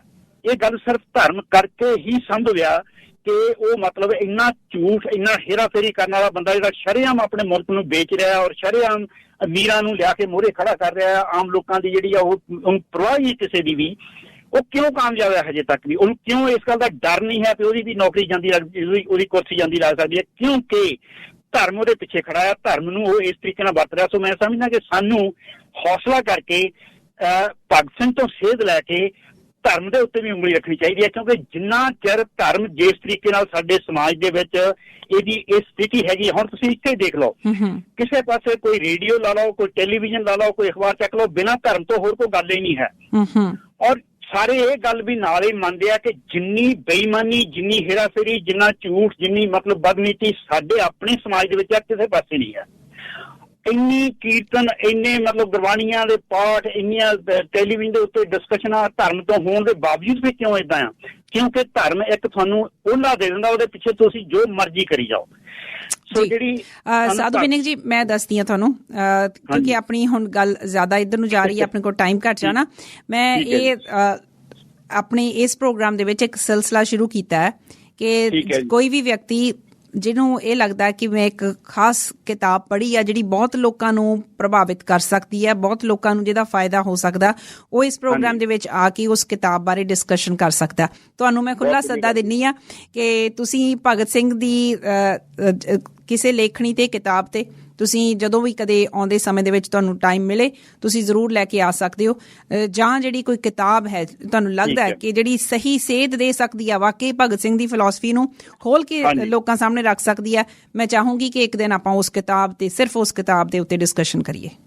ਬਹੁਤ ਵਧੀਆ ਜੀ, ਮੈਂ ਤੁਹਾਡਾ ਇਹ ਜਿਹੜਾ ਸੱਦਾ ਹੈ ਇਹ ਕਬੂਲ ਕਰਦਾ ਤਾਂ ਮੈਂ ਜ਼ਰੂਰ ਤੁਹਾਡੇ ਨਾਲ ਇਹਦੇ ਬਾਰੇ ਗੱਲ ਕਰੂੰਗਾ ਆਉਣ ਵਾਲੇ ਸਮੇਂ ਵਿੱਚ। Thank you so much. ਮੈਂ ਨਾ ਕਾਲਸ ਨਹੀਂ ਸੀ ਇਨਵਾਈਟ ਕੀਤੀਆਂ ਕਿਉਂਕਿ ਟਾਈਮ ਆਪਣੇ ਕੋਲ ਥੋੜਾ ਹੈ ਤੇ ਮੈਂ ਹੁਣ ਅਗਲੇ ਹਿੱਸੇ ਦੇ ਵਿੱਚ ਗੱਲ ਸ਼ੁਰੂ ਕਰਨਾ ਚਾਹੁੰਦੀ ਹਾਂ ਪਾਸ਼ ਉਹਨਾਂ ਦੀ, ਪਰ ਸਾਡੇ ਇੱਕ ਕਾਲਰ ਨੇ ਰਾਜਦੀਪ ਜੀ ਕਾਫੀ ਦੇਰ ਤੋਂ ਹੋਲਡ ਤੇ ਨੇ, ਉਹ ਸ਼ਾਇਦ ਤੁਹਾਡੇ ਨਾਲ ਕੋਈ ਗੱਲ ਕਰਨਾ ਚਾਹੁੰਦੇ ਆ। ਮੈਂ ਸਿਰਫ ਇੱਕੋ ਹੀ ਕਾਲਰ ਲਵਾਂਗੀ, ਰਾਜਦੀਪ ਜੀ। ਹਾਂਜੀ ਜੀ ਰਾਜਦੀਪ ਜੀ। ਦੇਖੋ ਮੇਰਾ ਤਾਂ ਸਵਾਲ ਇਹ ਹੈ ਜੀ ਆਪ ਕਿਤਾਬ ਦੀ ਜਿਹੜੀ ਗੱਲ ਕਰਦੇ ਹੋ, ਕਿਤਾਬ ਹੁਣ ਗੁਰਬਾਣੀ ਹੈਗੀ ਤੁਸੀਂ ਜੋ ਕਿਤਾਬ ਹੀ ਆ ਉਹਦੇ ਵਿੱਚ ਲਿਖਿਆ ਵੀ ਨਾ ਕੋਈ ਬੈਰੀ ਨਹੀਂ ਬਗਾਨਾ, ਉਸ ਹਿਸਾਬ ਨਾਲ ਤਾਂ ਫਿਰ ਜਿਹੜੇ ਮੁਗਲ ਆਏ ਉਹ ਵੀ ਇਨਸਾਨ ਹੀ ਸੀਗੇ, ਬੈਰੀ ਨਹੀਂ ਸੀਗੇ। ਫਿਰ ਜਿਹੜੇ ਗੋਰੇ ਆਏ ਭਗਤ ਸਿੰਘ ਨੇ ਭਜਾਏ ਫਿਰ ਤਾਂ ਉਹ ਵੀ ਬੈਰੀ ਨਹੀਂ ਸੀਗੇ, ਗੋਰਿਆਂ ਦਾ ਬੈਰੀ ਭਗਤ ਸਿੰਘ ਦਾ ਬੈਰੀ ਗੋਰੇ। ਹੁਣ ਗੱਲ ਇਹ ਆ ਵੀ ਉਹ ਕਹਿੰਦਾ ਜੀ ਗੋਰਿਆਂ ਨੂੰ ਕੱਢ ਦਿਓ। ਹੁਣ ਮੋਦੀ ਆ ਜੋ ਜਿਵੇਂ ਆਪਾਂ ਕਹਿੰਦੇ ਜੇ ਕਰੇ ਕਰਾਵੇ ਆਪੇ ਆਪ, ਉਹਦੇ ਵਿੱਚ ਜੋ ਮੋਦੀ ਕਰ ਰਿਹਾ ਉਹਦੇ ਵਿੱਚ ਉਹ ਵੀ ਆਉਂਦਾ ਹੀ ਆ। ਫਿਰ ਤਾਂ ਸਾਰਾ ਕੁਝ ਹੋ ਰਿਹਾ, ਫਿਰ ਭਾਣਾ ਕਿਉਂ ਨਹੀਂ ਮੰਨਦੇ ਤੁਸੀਂ? ਕਿਤਾਬ ਦੀ ਆਪਾਂ ਗੱਲ ਕਰਦੇ, ਕਿਤਾਬ ਗੁਰਬਾਣੀ ਹੈਗੀ ਆ। ਓਕੇ, ਕਿਸੇ ਹੋਰ ਪਲੈਨਟ, ਇੱਕ ਮਿੰਟ, ਮੋਦੀ ਕਿਸੇ ਹੋਰ ਪਲੈਨਟ ਤੋਂ ਤਾਂ ਆਇਆ ਨਹੀਂ ਹੋਇਆ, ਜਾਂ ਗੋਰੇ ਕਿਸੇ ਹੋਰ ਪਲੈਨਟ ਤੋਂ ਨਹੀਂ ਸੀ ਆਏ, ਨਾ ਭਗਤ ਸਿੰਘ ਕਿਸੇ ਹੋਰ ਪਲੈਨਟ ਦਾ ਸੀਗੇ, ਸਾਰੇ ਇੱਥੇ ਦੇ ਹੀ ਸੀਗੇ। ਜੋ ਹੋ ਰਿਹਾ ਇੱਥੇ ਹੀ ਹੋ ਰਿਹਾ, ਤੇ ਫਿਰ ਰੌਲੇ ਕਾਹਦੇ ਨੇ ਜੀ? ਇਹ ਤੁਹਾਨੂੰ ਨਹੀਂ ਲੱਗਦਾ ਵੀ ਇਹ ਕੋਈ ਗੱਲ ਹੋਰ ਆ ਜਦੋਂ ਕੋਈ ਬੈਰੀ ਰੌਲਾ ਹੈ ਹੀ ਨਹੀਂ ਗਾ? ਗੱਲ ਹੋਰ ਜਿਹੜੀ ਤੁਸੀਂ ਕਹਿੰਦੇ, ਤੁਹਾਨੂੰ ਕੀ ਲੱਗਦਾ ਕਿ ਗੱਲ ਕੀ ਹੋਰ ਹੈ? ਦੱਸੋ। ਇਹ ਸਵਾਲ ਆ, ਹੁਣ ਇਸੇ ਸਵਾਲ ਦੇ ਮਗਰ ਤਾਂ ਸਾਰੀ ਦੁਨੀਆ, ਹੁਣ ਜੇ ਕਈ ਜਵਾਬ ਉਹ ਨੇ ਜਿੱਥੇ ਤੁਸੀਂ ਆਪ ਪਹੁੰਚਣਾ ਹੁੰਦਾ। ਹੁਣ ਜੇ ਆਪਾਂ ਕਹਿੰਦੇ ਆ ਵੀ ਮੋਦੀ ਆ, ਤੁਸੀਂ ਕਹਿੰਦੇ ਕਿਤਾਬ ਗੁਰਬਾਣੀ ਹੈਗੀ ਹੋਈ ਆ। ਸ਼ੁਕਰੀਆ ਰਾਜਦੀਪ ਜੀ ਕਾਲ ਕਰਨ ਦੇ ਲਈ। ਸਾਧੂ ਜੀ ਕੋਈ ਟਿੱਪਣੀ ਤੁਹਾਡੀ? ਨਹੀਂ, ਕੋਈ ਟਿੱਪਣੀ ਨਹੀਂ ਜੀ ਇਸ ਗੱਲ ਤੇ, ਕੀ ਕਿਹਾ ਜਾ ਸਕਦਾ। ਪਾਸ਼ ਉਹਨਾਂ ਦਾ ਅੱਜ ਖਾਸ ਤੌਰ ਤੇ ਜ਼ਿਕਰ ਇਸ ਲਈ ਕਰ ਰਹੇ ਹਾਂ ਕਿਉਂਕਿ 23 ਮਾਰਚ ਦਾ ਦਿਨ ਸੀ 1988 ਦੇ ਵਿੱਚ, ਜਦੋਂ ਪੰਜਾਬੀ ਦਾ ਇਹ ਕਵੀ ਸਾਡੇ ਕੋਲੋਂ ਹਮੇਸ਼ਾ ਲਈ ਖੋਹ ਲਿਆ ਗਿਆ। ਅੱਜ ਪਾਸ਼ ਦੀ ਸ਼ਹਾਦਤ ਦਾ ਵੀ ਦਿਨ ਹੈ। ਪਾਸ਼ ਨੇ ਕਵਿਤਾਵਾਂ ਬਹੁਤ ਸਾਰੀਆਂ ਲਿਖੀਆਂ, ਕਿਤਾਬਾਂ ਬਹੁਤ ਨਹੀਂ ਸਨ ਉਹਨਾਂ ਦੀਆਂ, ਪਰ ਮੋਟੇ ਤੌਰ ਤੇ ਜੇ ਮੈਂ ਗੱਲ ਕਰਾਂ ਉਹਨਾਂ ਦੇ ਵਿੱਚ ਲੋਕ ਕਥਾ, ਉੱਡਦੇ ਬਾਜ਼ਾਂ ਮਗਰ, ਸਾਡੇ ਸਮਿਆਂ ਵਿੱਚ, ਉਸ ਤੋਂ ਬਾਅਦ ਖਿਲਰੇ ਹੋਏ ਵਰਕੇ ਉਹਨਾਂ ਦੀ ਛਾਪੀ ਗਈ। ਪਰ ਅੱਜ ਪਾਸ਼ ਬਾਰੇ ਗੱਲ ਕਿਉਂ ਕੀਤੀ ਜਾਣੀ ਬਣਦੀ ਹੈ? ਪਾਸ਼ ਦੀ ਪੋਇਟਰੀ, ਪਾਸ਼ ਦਾ ਜਿਹੜਾ ਸਾਹਿਤ ਸੀ ਉਹ ਵੱਖਰੀ ਕਿਸਮ ਦਾ ਸੀ। ਪਾਸ਼ ਨੂੰ ਕ੍ਰਾਂਤੀਕਾਰੀ ਕਵੀਆਂ ਦੇ ਵਿੱਚ ਗਿਣਿਆ ਜਾਂਦਾ ਹੈ। ਉਸਦੇ ਵਿਅਕਤੀਤਵ ਤੇ ਵੀ ਅਕਸਰ ਹਮਲਾ ਹੁੰਦਾ ਰਿਹਾ, ਉਹਦਾ ਅਕਸ ਧੁੰਦਲਾ ਕਰਨ ਦੀ ਕੋਸ਼ਿਸ਼ ਕੀਤੀ ਜਾਂਦੀ ਰਹੀ ਹੈ। ਵਿਦਰੋਹੀ ਸੁਰ ਦੇ ਵਿੱਚ ਉਹ ਲਿਖਦਾ ਸੀ। ਉਹਦਾ ਕਾਵਿਕ ਮੁਹਾਵਰਾ ਵੀ ਵੱਖਰਾ ਸੀ ਜੇ ਆਪਾਂ ਸਮਝਣ ਦੀ ਕੋਸ਼ਿਸ਼ ਕਰੀਏ ਪਾਠਕ ਦੇ ਤੌਰ ਤੇ। ਪਾਸ਼ ਦੀ ਕਵਿਤਾ ਦੇ ਉੱਤੇ ਉਹਦੇ ਸਮੇਂ ਦਾ ਪ੍ਰਭਾਵ ਸੀ, ਪਰ ਅੱਜ ਪਾਸ਼ ਦੀ ਕਵਿਤਾ ਨੂੰ ਅੱਜ ਦੇ ਸਮੇਂ ਦੇ ਵਿੱਚ ਅਸੀਂ ਕਿਸ ਤਰ੍ਹਾਂ ਦੇਖਦੇ ਹਾਂ? ਜੇ ਪਾਸ਼ ਨੂੰ ਇੱਕ ਕਵੀ ਦੇ ਤੌਰ ਤੇ ਸਮਝਣ ਦੀ ਕੋਸ਼ਿਸ਼ ਕਰੀਏ ਤਾਂ ਅੱਜ ਮੈਂ ਸਾਧੂ ਬਿੰਨਿੰਗ ਉਹਨਾਂ ਦੇ ਨਾਲ ਇਹ ਗੱਲ ਅੱਗੇ ਵਧਾਉਣਾ ਚਾਹੁੰਦੀ ਹਾਂ। ਸਾਧੂ ਜੀ, ਅੱਜ ਇੱਕ ਲੇਖਕ ਨੇ, ਸਨੀ ਵਰਮਾ ਉਹਨਾਂ ਦਾ ਨਾਮ ਹੈ, ਉਹਨਾਂ ਨੇ ਵੀ ਅੱਜ ਪਾਸ਼ ਦੀ ਇੱਕ ਕਵਿਤਾ ਹੈ, ਇੱਕ ਨਹੀਂ, ਉਹਨੇ ਐਕਚੁਅਲੀ ਕਈ ਕਵਿਤਾਵਾਂ ਦੇ ਵਿੱਚੋਂ ਥੋੜਾ ਥੋੜਾ ਚੁਣ ਕੇ ਉਹਦਾ ਫਰਕ ਦੇਖਣ ਦੀ ਕੋਸ਼ਿਸ਼ ਕੀਤੀ ਹੈ ਕਿ ਜਿਸ ਵੇਲੇ ਪਾਸ਼ ਲਿਖ ਗਿਆ ਤੇ ਅੱਜ ਕੀ ਫਰਕ ਹੈ। ਸਨੀ ਵਰਮਾ ਨੇ ਲਿਖਿਆ, ਕਹਿੰਦੇ ਅਜੇ ਵੀ ਕੁਝ ਨਹੀਂ ਬਦਲਿਆ, ਉਹੀ ਬੀਰੂ ਬੱਕਰੀਆਂ ਵਾਲਾ ਅੱਜ ਵੀ ਮੂਤ ਪੀਣ ਲਈ ਮਜਬੂਰ ਹੈ। ਕੱਚੇ ਰਾਹਾਂ ਤੇ ਅੱਜ ਵੀ ਉੱਡਦੀ ਹੋਈ ਟੈਂਕਾਂ ਦੀ ਧੂੜ ਕਿਸੇ ਭਿਆਨਕ ਜੰਗ ਨੂੰ ਸੱਦਾ ਪੱਤਰ ਦੇ ਰਹੀ ਹੈ। ਹਾਲੇ ਵੀ ਅਮਨ, ਸ਼ਾਂਤੀ ਤੇ ਨਿਆਂ ਜਿਹੇ ਸ਼ਬਦ ਸਿਰਫ ਤੇ ਸਿਰਫ ਕਿਤਾਬਾਂ ਵਿੱਚ ਦਫਨ ਹਨ। ਹਾਲੇ ਵੀ ਸਭ ਤੋਂ ਖਤਰਨਾਕ ਉਹੀ ਹਨ ਕਿ ਜਿਨ੍ਹਾਂ ਦੇ ਮੂੰਹਾਂ ਨੂੰ ਮਨੁੱਖਤਾ ਦਾ ਖੂਨ ਲੱਗ ਚੁੱਕਾ ਹੈ। ਵਕਤ ਹਾਲੇ ਵੀ ਮਸਤ ਹਾਥੀ ਵਾਂਗ ਸਭ ਕੁਝ ਮਿੱਧਦਾ ਹੋਇਆ ਅੰਨ੍ਹੇਵਾਹ ਦੌੜ ਰਿਹਾ ਹੈ। ਇਨਕਲਾਬ ਹਾਲੇ ਵੀ ਕਿਸੇ ਮਸੀਹ ਦੇ ਇੰਤਜ਼ਾਰ ਵਿੱਚ ਲੋਕਾਂ ਦਿਆਂ ਮਨਾਂ ਵਿੱਚ ਖਾਮੋਸ਼ ਬੈਠਾ ਹੈ। ਝੁੱਗੀਆਂ ਨਿੱਤ ਆਂਡੇ ਦਿੰਦੀਆਂ ਹਨ ਤੇ ਗੁਰਬਤਾਂ ਦੇ ਚੂਚੇ ਪੂੰਜੀਪਤੀਆਂ ਦੇ ਟੇਬਲ ਤੇ ਪਰੋਸੇ ਜਾਂਦੇ ਹਨ। ਅੱਜ ਵੀ ਆਖਿਆ ਜਾਂਦਾ ਹੈ, ਅਸੀਂ ਲੜਾਂਗੇ ਸਾਥੀ, ਪਰ ਰੁਤਬੇ ਲਈ ਜਾਂ ਗੋਲਕਾਂ ਲਈ। ਹਾਲੇ ਵੀ ਘਾਹ ਉੱਗਦਾ ਹੈ, ਪਰ ਸਾਡਿਆਂ ਹੱਕਾਂ ਨੂੰ ਕੁਚਲਣ ਲਈ ਵਰਦੀਧਾਰੀ ਕਾਨੂੰਨ ਬਣ ਕੇ। ਇਸੇ ਲਈ ਤੈਨੂੰ ਯਾਦ ਕਰਦਾ ਹਾਂ ਕਿ ਕੁਝ ਨਹੀਂ ਬਦਲਿਆ, ਬਸ ਸਿਰਫ ਹਾਕਮ ਬਦਲੇ ਨੇ। ਭਾਰਤ ਹਾਲੇ ਵੀ ਸੜਕਾਂ ਤੇ ਭੀਖ ਮੰਗ ਰਿਹਾ ਹੈ ਜਾਂ ਫਿਰ ਲਵਾਰਸ ਫੁੱਟਪਾਥਾਂ ਤੇ ਸੁੱਤਾ ਪਿਆ ਹੈ। ਪਰ ਹਾਂ ਬਾਈ ਜੀ, ਹੁਣ ਰੱਬ ਵੀ ਅਮੀਰਾਂ ਦੀ ਸੂਚੀ ਵਿੱਚ ਸ਼ਾਮਲ ਹੋ ਗਿਆ ਹੈ। ਹੋ ਸਕੇ ਤਾਂ ਮੇਰਾ ਇੰਤਜ਼ਾਰ ਕਰਨਾ, ਕਿਉਂਕਿ ਮੈਂ ਵੀ ਤੁਹਾਡੇ ਰਾਹਾਂ ਤੇ ਤੁਰਨ ਵਾਲਾ ਇੱਕ ਸਿਪਾਹੀ ਹਾਂ। ਸਨੀ ਵਰਮਾ। ਬਹੁਤ ਸੋਹਣੀ ਕਵਿਤਾ ਜਿਹੜੀ ਤੁਸੀਂ ਸਾਂਝੀ ਕੀਤੀ ਆ ਜੀ। ਔਰ ਮੈਂ ਸਮਝਦਾ ਕਿ ਬਹੁਤ ਵਧੀਆ ਤਰੀਕੇ ਨਾਲ ਜਿਹੜੀ ਪਾਸ਼ ਦੀ ਕਵਿਤਾ ਦੇ ਵਿੱਚੋਂ ਜਿਹੜੀਆਂ ਰੈਫਰੈਂਸ ਦੇ ਕੇ ਤੇ ਨਾਲ ਇਸ ਵੇਲੇ ਜੋ ਕੁਛ ਹੋ ਰਿਹਾ ਆ ਉਹਨੇ ਬਹੁਤ ਵਧੀਆ ਤਰੀਕੇ ਨਾਲ ਪੇਸ਼ ਕੀਤੀ ਹੈ। ਤੇ ਇਹਦੇ ਤੋਂ ਗਾਹਾਂ ਜਿਹੜੀ ਗੱਲ ਕੀਤੀ ਜਾ ਸਕਦੀ ਉਹੀ ਹੈ ਕਿ ਇਸੇ ਕਰਕੇ ਹੀ ਜਿਹੜੀ ਆਪਾਂ ਪਹਿਲਾਂ ਗੱਲਬਾਤ ਕਰਦੇ ਹੈਗੇ ਹਾਂ ਸ਼ਹੀਦ ਭਗਤ ਸਿੰਘ ਹੋਰਾਂ ਬਾਰੇ ਜਾਂ ਇਹਨਾਂ ਬਾਰੇ, ਇਹਨਾਂ ਚੀਜ਼ਾਂ ਦੀ ਜਿਹੜੀ ਪ੍ਰਸੰਗਤਾ ਆ ਉਹ ਇਸੇ ਕਰਕੇ ਜ਼ਿਆਦਾ ਆ ਇਸ ਵੇਲੇ, ਕਿਉਂਕਿ ਇਹ ਜਿਸ ਅਸੀਂ ਸਮੇਂ ਚੋਂ ਲੰਘ ਰਹੇ ਹਾਂ ਉਹ ਸਮਾਂ ਹਜੇ ਵੀ ਇਸੇ ਕਿਸਮ ਦੀ ਸੰਘਰਸ਼ ਦੀ, ਇਸੇ ਕਿਸਮ ਦੀ ਕਵਿਤਾ ਦੀ, ਇਸੇ ਕਿਸਮ ਦੀ ਪਹੁੰਚ ਦੀ ਜਿਹੜੀ ਉਹ ਮੰਗ ਕਰ ਰਿਹਾ ਹੈ ਸਾਡੇ ਕੋਲੋਂ। ਤੇ ਇਸ ਕਰਕੇ ਇਹ ਜਿਹੜੀ ਮਤਲਬ ਇਹ ਸਾਰੀਆਂ ਗੱਲਾਂ ਬਾਰੇ ਜਿਹੜੀ ਗੱਲਬਾਤ ਚੱਲਦੀ ਰਹਿਣੀ ਚਾਹੀਦੀ ਹੈ, ਤਾਂ ਕਿ ਮਤਲਬ ਅਸੀਂ ਜਿਹੜੇ ਇਹ ਭੁੱਲ ਨਾ ਜਾਈਏ, ਜਾਂ ਅਸੀਂ ਜਿਹੜੀ ਵੀ ਸਾਡੀ ਇਸ ਵੇਲੇ ਸੰਘਰਸ਼ ਚੱਲ ਰਿਹਾ ਆ ਉਹਨੂੰ ਕਿਸੇ ਵਿੱਚੇ ਛੱਡ ਕੇ ਨਾ ਚਲੇ ਜਾਈਏ ਜਾਂ ਪਿੱਛੇ ਨਾ ਹਟ ਜਾਈਏ। ਸੋ ਬਹੁਤ ਜ਼ਰੂਰੀ ਹੈਗਾ ਆ। ਸੋ ਬਹੁਤ ਵਧੀਆ ਕਵਿਤਾ ਉਹਨਾਂ ਨੇ ਲਿਖੀ ਹੈਗੀ ਆ ਇਹ, ਤੇ ਮੈਂ ਸਮਝਦਾ ਕਿ ਬਿਲਕੁਲ ਸਹੀ ਤਰੀਕੇ ਦੇ ਨਾਲ ਜਿਹੜੀ ਇਸ ਵੇਲੇ ਸਮਾਜ ਦੀ ਵੀ ਉਹ ਨਾਲ ਤਸਵੀਰ ਪੇਸ਼ ਕਰਦੀ ਹੈ, ਤੇ ਨਾਲ ਜਿਹੜੀ ਜੋ ਕੁਝ ਪਾਸ਼ ਕਹਿਣਾ ਚਾਹੁੰਦਾ ਸੀ ਆਪਣੇ ਸਮੇਂ ਦੇ ਵਿੱਚ ਉਹ ਵੀ ਉਹਨਾਂ ਨੇ ਦੱਸਿਆ। ਸੋ ਬਹੁਤ ਵਧੀਆ, ਧੰਨਵਾਦ ਤੁਹਾਡਾ ਸਾਂਝੀ ਕਰਨ ਲਈ ਵੀ।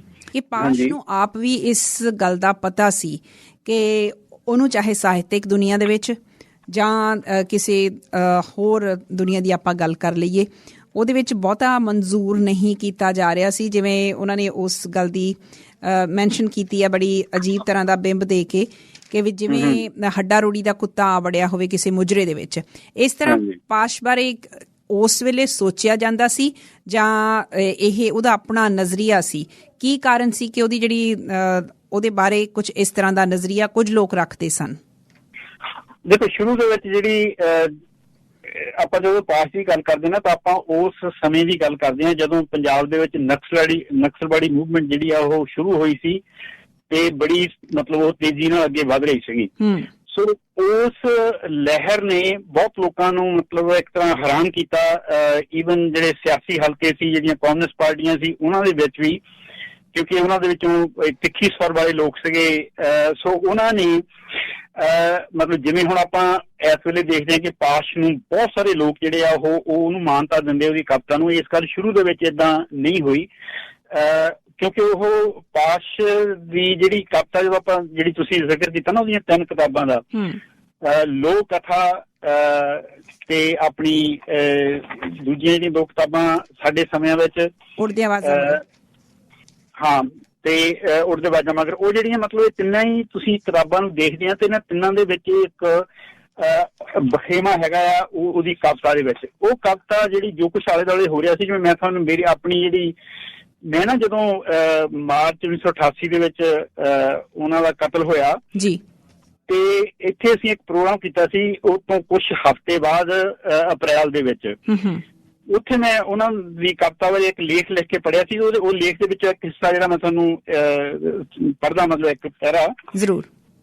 ਉਹ ਕਹਿੰਦੇ, ਜਿੱਥੇ ਲੋਕ ਕਥਾ ਵੇਲੇ ਉਹ ਕਹਿੰਦਾ ਸੀ, ਉਸ ਨੂੰ ਕਹੋ ਇਹ ਯੁੱਗ ਵਾਰਸ ਦਾ ਯੁੱਗ ਨਹੀਂ, ਵੀਅਤਨਾਮ ਦਾ ਯੁੱਗ ਹੈ। ਹਰ ਖੇੜੇ ਵਿੱਚ ਹੱਕਾਂ ਤੇ ਸੰਗਰਾਮ ਦਾ ਯੁੱਗ ਹੈ। ਲੋਕ ਜਿਹੜੀ ਪਹਿਲੀ ਜਿਹੜੀ ਉਹਦੀ ਕਿਤਾਬ ਸੀ ਉਹਦੇ ਵਿੱਚ ਉਹ ਏਦਾਂ ਮਹਿਸੂਸ ਕਰਦਾ ਸੀ ਆਲੇ ਦੁਆਲੇ ਬਾਰੇ। ਤੇ ਸਾਡੇ ਸਮੇਂ ਵਿੱਚ ਉਹਨੂੰ ਇਹ ਯੁੱਗ ਸ਼ਰਮਨਾਕ ਹਾਦਸਿਆਂ ਦਾ ਯੁੱਗ ਲੱਗਦਾ ਹੈ। ਉਹ ਕਹਿੰਦਾ ਇਹ ਸ਼ਰਮਨਾਕ ਹਾਦਸਾ ਸਾਡੇ ਹੀ ਨਾਲ ਹੋਣਾ ਸੀ, ਇਹ ਦੁਨੀਆ ਦੇ ਸਭ ਤੋਂ ਪਵਿੱਤਰ ਹਾਦਸਾ ਨੇ ਬਣ ਜਾਣਾ ਸੀ ਸੰਘਰਸ਼ ਦੇ ਪੌਂਡੇ। ਸੋ ਉਹਦੇ ਵਿੱਚ ਜਿਹੜੀ ਇਹ ਮਤਲਬ ਤਬਦੀਲੀ ਜਿਹੜੀ ਆ ਰਹੀ ਸੀ ਨਾ, ਉਹਨੂੰ ਏਦਾਂ ਉਸ ਵੇਲੇ ਏਦਾਂ ਮਹਿਸੂਸ ਹੋ ਰਿਹਾ ਸੀ ਕਿ ਹਰ ਪਾਸੇ ਖੜੋ ਪਿਆ, ਸਮਾਂ ਹੰਭੀ ਹੋਈ ਜੋਗ ਵਾਂਗ ਖੜ ਗਿਆ ਮਹਿਸੂਸ ਹੁੰਦਾ ਸੀ। ਤੇ ਉਹ ਕਹਿੰਦਾ ਸੀ, ਲੱਗਦਾ ਹੈ ਇਹ ਸਵੇਰ ਨਹੀਂ, ਮੌਤ ਦੀ ਹਥੇਲੀ ਉੱਤੇ ਆਠੀ ਹੋਈ ਮੁਸਕਰਾਹਟ ਹੈ, ਰਾਤ ਦੀ ਰੋ ਰੋ ਸੁੱਜੀ ਅੱਖ ਹੈ, ਸੂਰਜ ਵਰਗਾ ਕਿਧਰੇ ਕੁਝ ਨਹੀਂ ਹੈ। ਸੋ ਜਿਹੜੀਆਂ ਮਤਲਬ ਉਹਦੀਆਂ ਜੇ ਆਪਾਂ ਪਹਿਲੀ ਤੇ ਤੀਜੀ ਕਿਤਾਬ ਜਿਹੜੀ ਦੇਖਦੇ ਹਾਂ ਸਾਡੇ ਸਮਿਆਂ ਵਿੱਚ, ਉਹਨਾਂ ਦੇ ਵਿੱਚ ਅਸੀਂ ਇਸ ਕਿਸਮ ਦਾ ਫਰਕ ਦੇਖਦੇ ਹਾਂ। ਜਿਹੜੀ ਦੂਜੀ ਸੀਗੀ ਉਹਦੀ ਕਿਤਾਬ, ਉਹਦੇ ਵਿੱਚ ਤਕਰੀਬਨ ਪਹਿਲੀ ਕਿਤਾਬ ਵਰਗਾ ਹੀ ਉੜਦੇ ਵਾਜਾ ਮਗਰ ਜਿਹੜੀ ਨਾ ਉਹਦੇ ਚ ਪਹਿਲੀਆਂ ਮਤਲਬ ਕਿਤਾਬ ਵਰਗੀਆਂ ਜ਼ਿਆਦਾ ਕਵਿਤਾਵਾਂ ਹੈ। ਤੀਜੀ ਦੇ ਵਿੱਚ ਕਾਫੀ ਸਾਰੀਆਂ ਜਿਹਨੂੰ ਆਪਾਂ ਕਹਿ ਸਕਦੇ ਹਾਂ ਫਿਲੋਸੋਫੀਕਲ ਤੇ ਜਿਹੜੀਆਂ ਮਤਲਬ ਸਮਾਜ ਬਾਰੇ ਵੱਖਰੇ ਵੱਖਰੇ ਤਰੀਕੇ ਨਾਲ ਉਹ ਆਲੇ ਦੁਆਲੇ ਨੂੰ ਦੇਖਦਾ ਹੈ। ਤੇ ਉਹਦਾ ਜਿਹੜਾ ਇਸ ਸਮੇਂ ਦੌਰਾਨ ਉਹਨੇ ਜਿਹੜੀ ਇੱਕ ਗੱਲ ਮਤਲਬ ਆਪਾਂ ਜਿਹੜੀ ਵਾਰ-ਵਾਰ ਕਰਨ ਦੀ ਲੋੜ ਹੈਗੀ ਆ ਕਿ ਪਾਸ਼ ਜਿਹੜਾ ਉਹ ਇਸ ਕਰਕੇ ਪਾਸ਼ ਨਹੀਂ ਬਣ ਗਿਆ, ਉਹ ਕਵਿਤਾ ਸੋਹਣੀ ਲਿਖਦਾ ਸੀ ਇਸ ਕਰਕੇ ਵੀ ਕੋਈ ਬਹੁਤ ਪੜ੍ਹਦਾ ਸੀ ਔਰ ਉਹ ਪੜ੍ਹਨ ਦੇ ਨਾਲ ਨਾਲ ਜੋ ਕੁਛ ਵੀ ਉਹ ਪੜ੍ਹਦਾ ਸੀ ਉਹਦੇ ਬਾਰੇ ਦੂਜਿਆਂ ਲੋਕਾਂ ਨਾਲ ਉਹ ਵਿਚਾਰ ਵਟਾਂਦਰਾ ਕਰਦਾ ਸੀ। ਉਹਦੀਆਂ ਬੇਸ਼ੁਮਾਰ ਜਿਹੜੀਆਂ ਚਿੱਠੀਆਂ, ਉਹਦੇ ਲੇਖ, ਉਹਨਾਂ ਦੇ ਫਾਦਰ ਸੋਹਣ ਸਿੰਘ ਸੰਧੂ ਹੋਰਾਂ ਨੇ ਨਾ ਇੱਕ ਕਿਤਾਬ ਕੀਤੀ ਸੀ ਐਡਿਟ, ਤਲਵੰਡੀ ਸਲੇਮ ਨੂੰ ਜਾਂਦੀ ਸੜਕ। ਉਹਦੇ ਵਿੱਚ ਪਾਸ਼ ਦੀ ਸਾਰੀ ਵਾਰਤਕ ਉਹਨਾਂ ਨੇ ਇਕੱਠੀ ਕੀਤੀ ਸੀਗੀ ਔਰ ਵੱਡੀ ਮਤਲਬ ਤਕਰੀਬਨ 500 ਸਫ਼ੇ ਦੀ ਕਿਤਾਬ ਹੈਗੀ ਆ ਇਹ। ਅੱਛਾ। ਸੋ ਇਸ ਕਿਤਾਬ ਦੇ ਵਿੱਚ ਤੁਸੀਂ ਦੇਖਦੇ ਆ ਉਹਨਾਂ ਦੇ ਵਿਗਿਆਨ ਬਾਰੇ ਲਿਖੇ ਲੇਖ, ਮਤਲਬ ਵੱਖਰੇ ਵੱਖਰੇ ਜਿਹੜੀ ਜੀਵਨ ਦੇ ਮਤਲਬ ਪਹਿਲੂਆਂ ਬਾਰੇ ਲਿਖੇ ਲੇਖ ਜਿਹੜੇ ਆ ਉਹ ਇਹ ਸਾਰੇ ਉਹਨਾਂ ਨੇ ਇਸ ਕਿਤਾਬ ਵਿੱਚ ਸਾਰੇ ਉਹਨਾਂ ਦੇ ਖਾਕ ਮੈਂ ਤੁਹਾਨੂੰ ਉਹਨਾਂ ਦੇ ਵਿਗਿਆਨਕ ਲੇਖਾਂ ਦੀ ਜਿਹੜੀ ਆ ਉਹ 6 ਲੇਖ ਜਿਹੜੇ ਇਹਦੇ ਵਿੱਚ ਸ਼ਾਮਲ ਆ ਨਾ ਜੀ, ਉਹਨਾਂ ਦੇ ਮੈਂ ਤੁਹਾਨੂੰ ਸਿਰਲੇਖ ਪੜ੍ਹ ਕੇ ਸੁਣਾਉਣਾ। ਅੰਧ ਵਿਸ਼ਵਾਸ ਅਤੇ ਅਸੀਂ ਲੋਕ, ਫਿਰ ਤੁਹਾਡੀ ਰਾਸ਼ੀ ਕੀ ਕਹਿੰਦੀ ਹੈ, ਫਿਰ ਫਿਰਕਾ ਪ੍ਰਸਤੀ ਦੀਆਂ ਜੜ੍ਹਾਂ ਜੀ, ਫਿਰ ਵਿਗਿਆਨ ਦੀ ਨਜ਼ਰ ਵਿੱਚ ਧਾਰਮਿਕ ਸਮਾਧੀ, ਤੇਰਾ ਕੇਵਟ ਚੀਰਾ, ਚਿਤ ਵਿਦ ਸਜਾ ਪ੍ਰਥਮ ਸੰਸਾਰਾ। ਸੋ ਜਿਹੜੀਆਂ ਸਾਰੀਆਂ ਗੱਲਾਂ ਬਾਰੇ ਉਹ ਜੋ ਕੁਛ ਪੜ੍ਹਦਾ ਸੀ ਉਹਦੇ ਬਾਰੇ ਵਿਚਾਰ ਬਣਾਉਂਦਾ ਕਰਦਾ ਸੀ। ਸੋ ਇਸ ਤਰੀਕੇ ਦੇ ਨਾਲ ਜਿਹੜੀ ਉਹਦੀ ਸੋਚ ਤਬਦੀਲੀ ਆਈ, ਜਿਹੜੀ ਉਹਦੀ ਕਵਿਤਾ ਦੇ ਵਿੱਚ ਉਸ ਕਿਸਮ ਦੀ ਪ੍ਰੋੜਤਾ ਆਈ ਜਿਸ ਜਿਹਨੀ ਪ੍ਰਤੱਖ ਜਿਹੜੀ ਉਹਨੇ ਗੱਲਾਂ ਕੀਤੀਆਂ। ਹੁਣ ਮਤਲਬ ਆਪਾਂ ਜਿਹੜੀਆਂ ਉਹਦੀਆਂ ਕੁਛ ਕਵਿਤਾਵਾਂ ਬਾਰੇ ਜਾਣਦੇ ਹਾਂ ਉਹ ਇਸੇ ਕਰਕੇ ਨਹੀਂ ਉਹਨੇ ਲਿਖ ਗਿਆ ਵੀ ਮਤਲਬ ਉਹਨੂੰ ਕਵਿਤਾ ਲਿਖਣੀ ਆਉਂਦੀ ਸੀ। ਕਵਿਤਾ ਤਾਂ ਹੋਰ ਵੀ ਬਹੁਤ ਸਾਰੇ ਲੋਕ ਲਿਖਦੇ ਹੈਗੇ ਆ, ਪਰ ਉਹ ਆਪਣੀ ਜਿਹੜੀ ਉਹਦੀ ਜਿੰਨਾ ਚਿਰ ਵੀ ਹੋ ਰਿਹਾ, ਜਿਵੇਂ ਆਪਾਂ ਫੇਰ ਇੱਕ ਵਾਰੀ ਨਾਂ ਲੈਂਦੇ ਹਾਂ ਸ਼ਹੀਦ ਭਗਤ ਸਿੰਘ ਹੁਣਾਂ ਦਾ, ਤੇ ਉਹ ਨਿੱਤ ਪੜ੍ਹਨ ਵਾਲੇ ਲੋਕਾਂ ਦੇ ਵਿੱਚੋਂ ਸੀਗਾ, ਨਿੱਤ ਜਿਹੜਾ ਦੂਜਿਆਂ ਦੇ ਨਾਲ ਵਿਚਾਰ ਵਟਾਂਦਰਾ ਕਰਨ ਵਾਲੇ, ਤਾਂ ਕਿ ਉਹਦੀ ਸੋਚ ਹੈ ਜਿਹੜੀ ਉਹ ਨਾ ਖੜ ਜਾਵੇ। ਆਲੇ ਦੁਆਲੇ ਤਾਂ ਦੇਖਦਾ ਸੀ, ਇਸੇ ਕਰਕੇ ਉਹਨੂੰ ਲੱਗਾ ਵੀ ਆਲੇ ਦੁਆਲੇ ਤਾਂ ਸੋਚ ਖੜ ਗਈ ਲੱਗਦੀ ਹੈਗੀ ਆ। ਸੋ ਜਿਹੜੀ ਇਹ ਬਹੁਤ ਮਹੱਤਵਪੂਰਨ ਹੈਗੀ ਆ, ਮਤਲਬ ਚਾਹੇ ਤੁਸੀਂ ਕਵੀ ਆ ਚਾਹੇ ਤੁਸੀਂ ਕੋਈ ਵੀ ਆ, ਕਿ ਸਾਨੂੰ ਲਗਾਤਾਰ ਪੜ੍ਹਦੇ ਰਹਿਣਾ ਚਾਹੀਦਾ ਹੈ, ਲਗਾਤਾਰ ਸਾਨੂੰ ਦੇਖਦੇ ਰਹਿਣਾ ਚਾਹੀਦਾ ਹੈ, ਆਲੇ ਦੁਆਲੇ ਵਿਚਾਰ ਵਟਾਂਦਰਾ ਕਰਦੇ ਰਹਿਣਾ ਚਾਹੀਦਾ ਹੈ। ਮਤਲਬ ਜਿਹੜਾ ਇੱਕ ਵਾਰੀ ਫੇਰ ਮੈਂ ਇਹ ਗੱਲ ਕਹਿਣਾ, ਭਾਵੇਂ ਮੈਨੂੰ ਤੁਸੀਂ ਰੋਕ ਵੀ ਦਿਓ, ਕਿ ਜਿਹੜਾ ਸਾਡਾ ਧਰਮ ਹੈ ਨਾ ਉਹ ਕਿਸੇ ਵੀ ਸਵਾਲ ਦਾ ਸਹੀ ਜਵਾਬ ਨਹੀਂ ਦਿੰਦਾ, ਉਹ ਸਾਨੂੰ ਸਵਾਲ ਕਰਨ ਤੋਂ ਰੋਕ ਦਿੰਦਾ ਆ।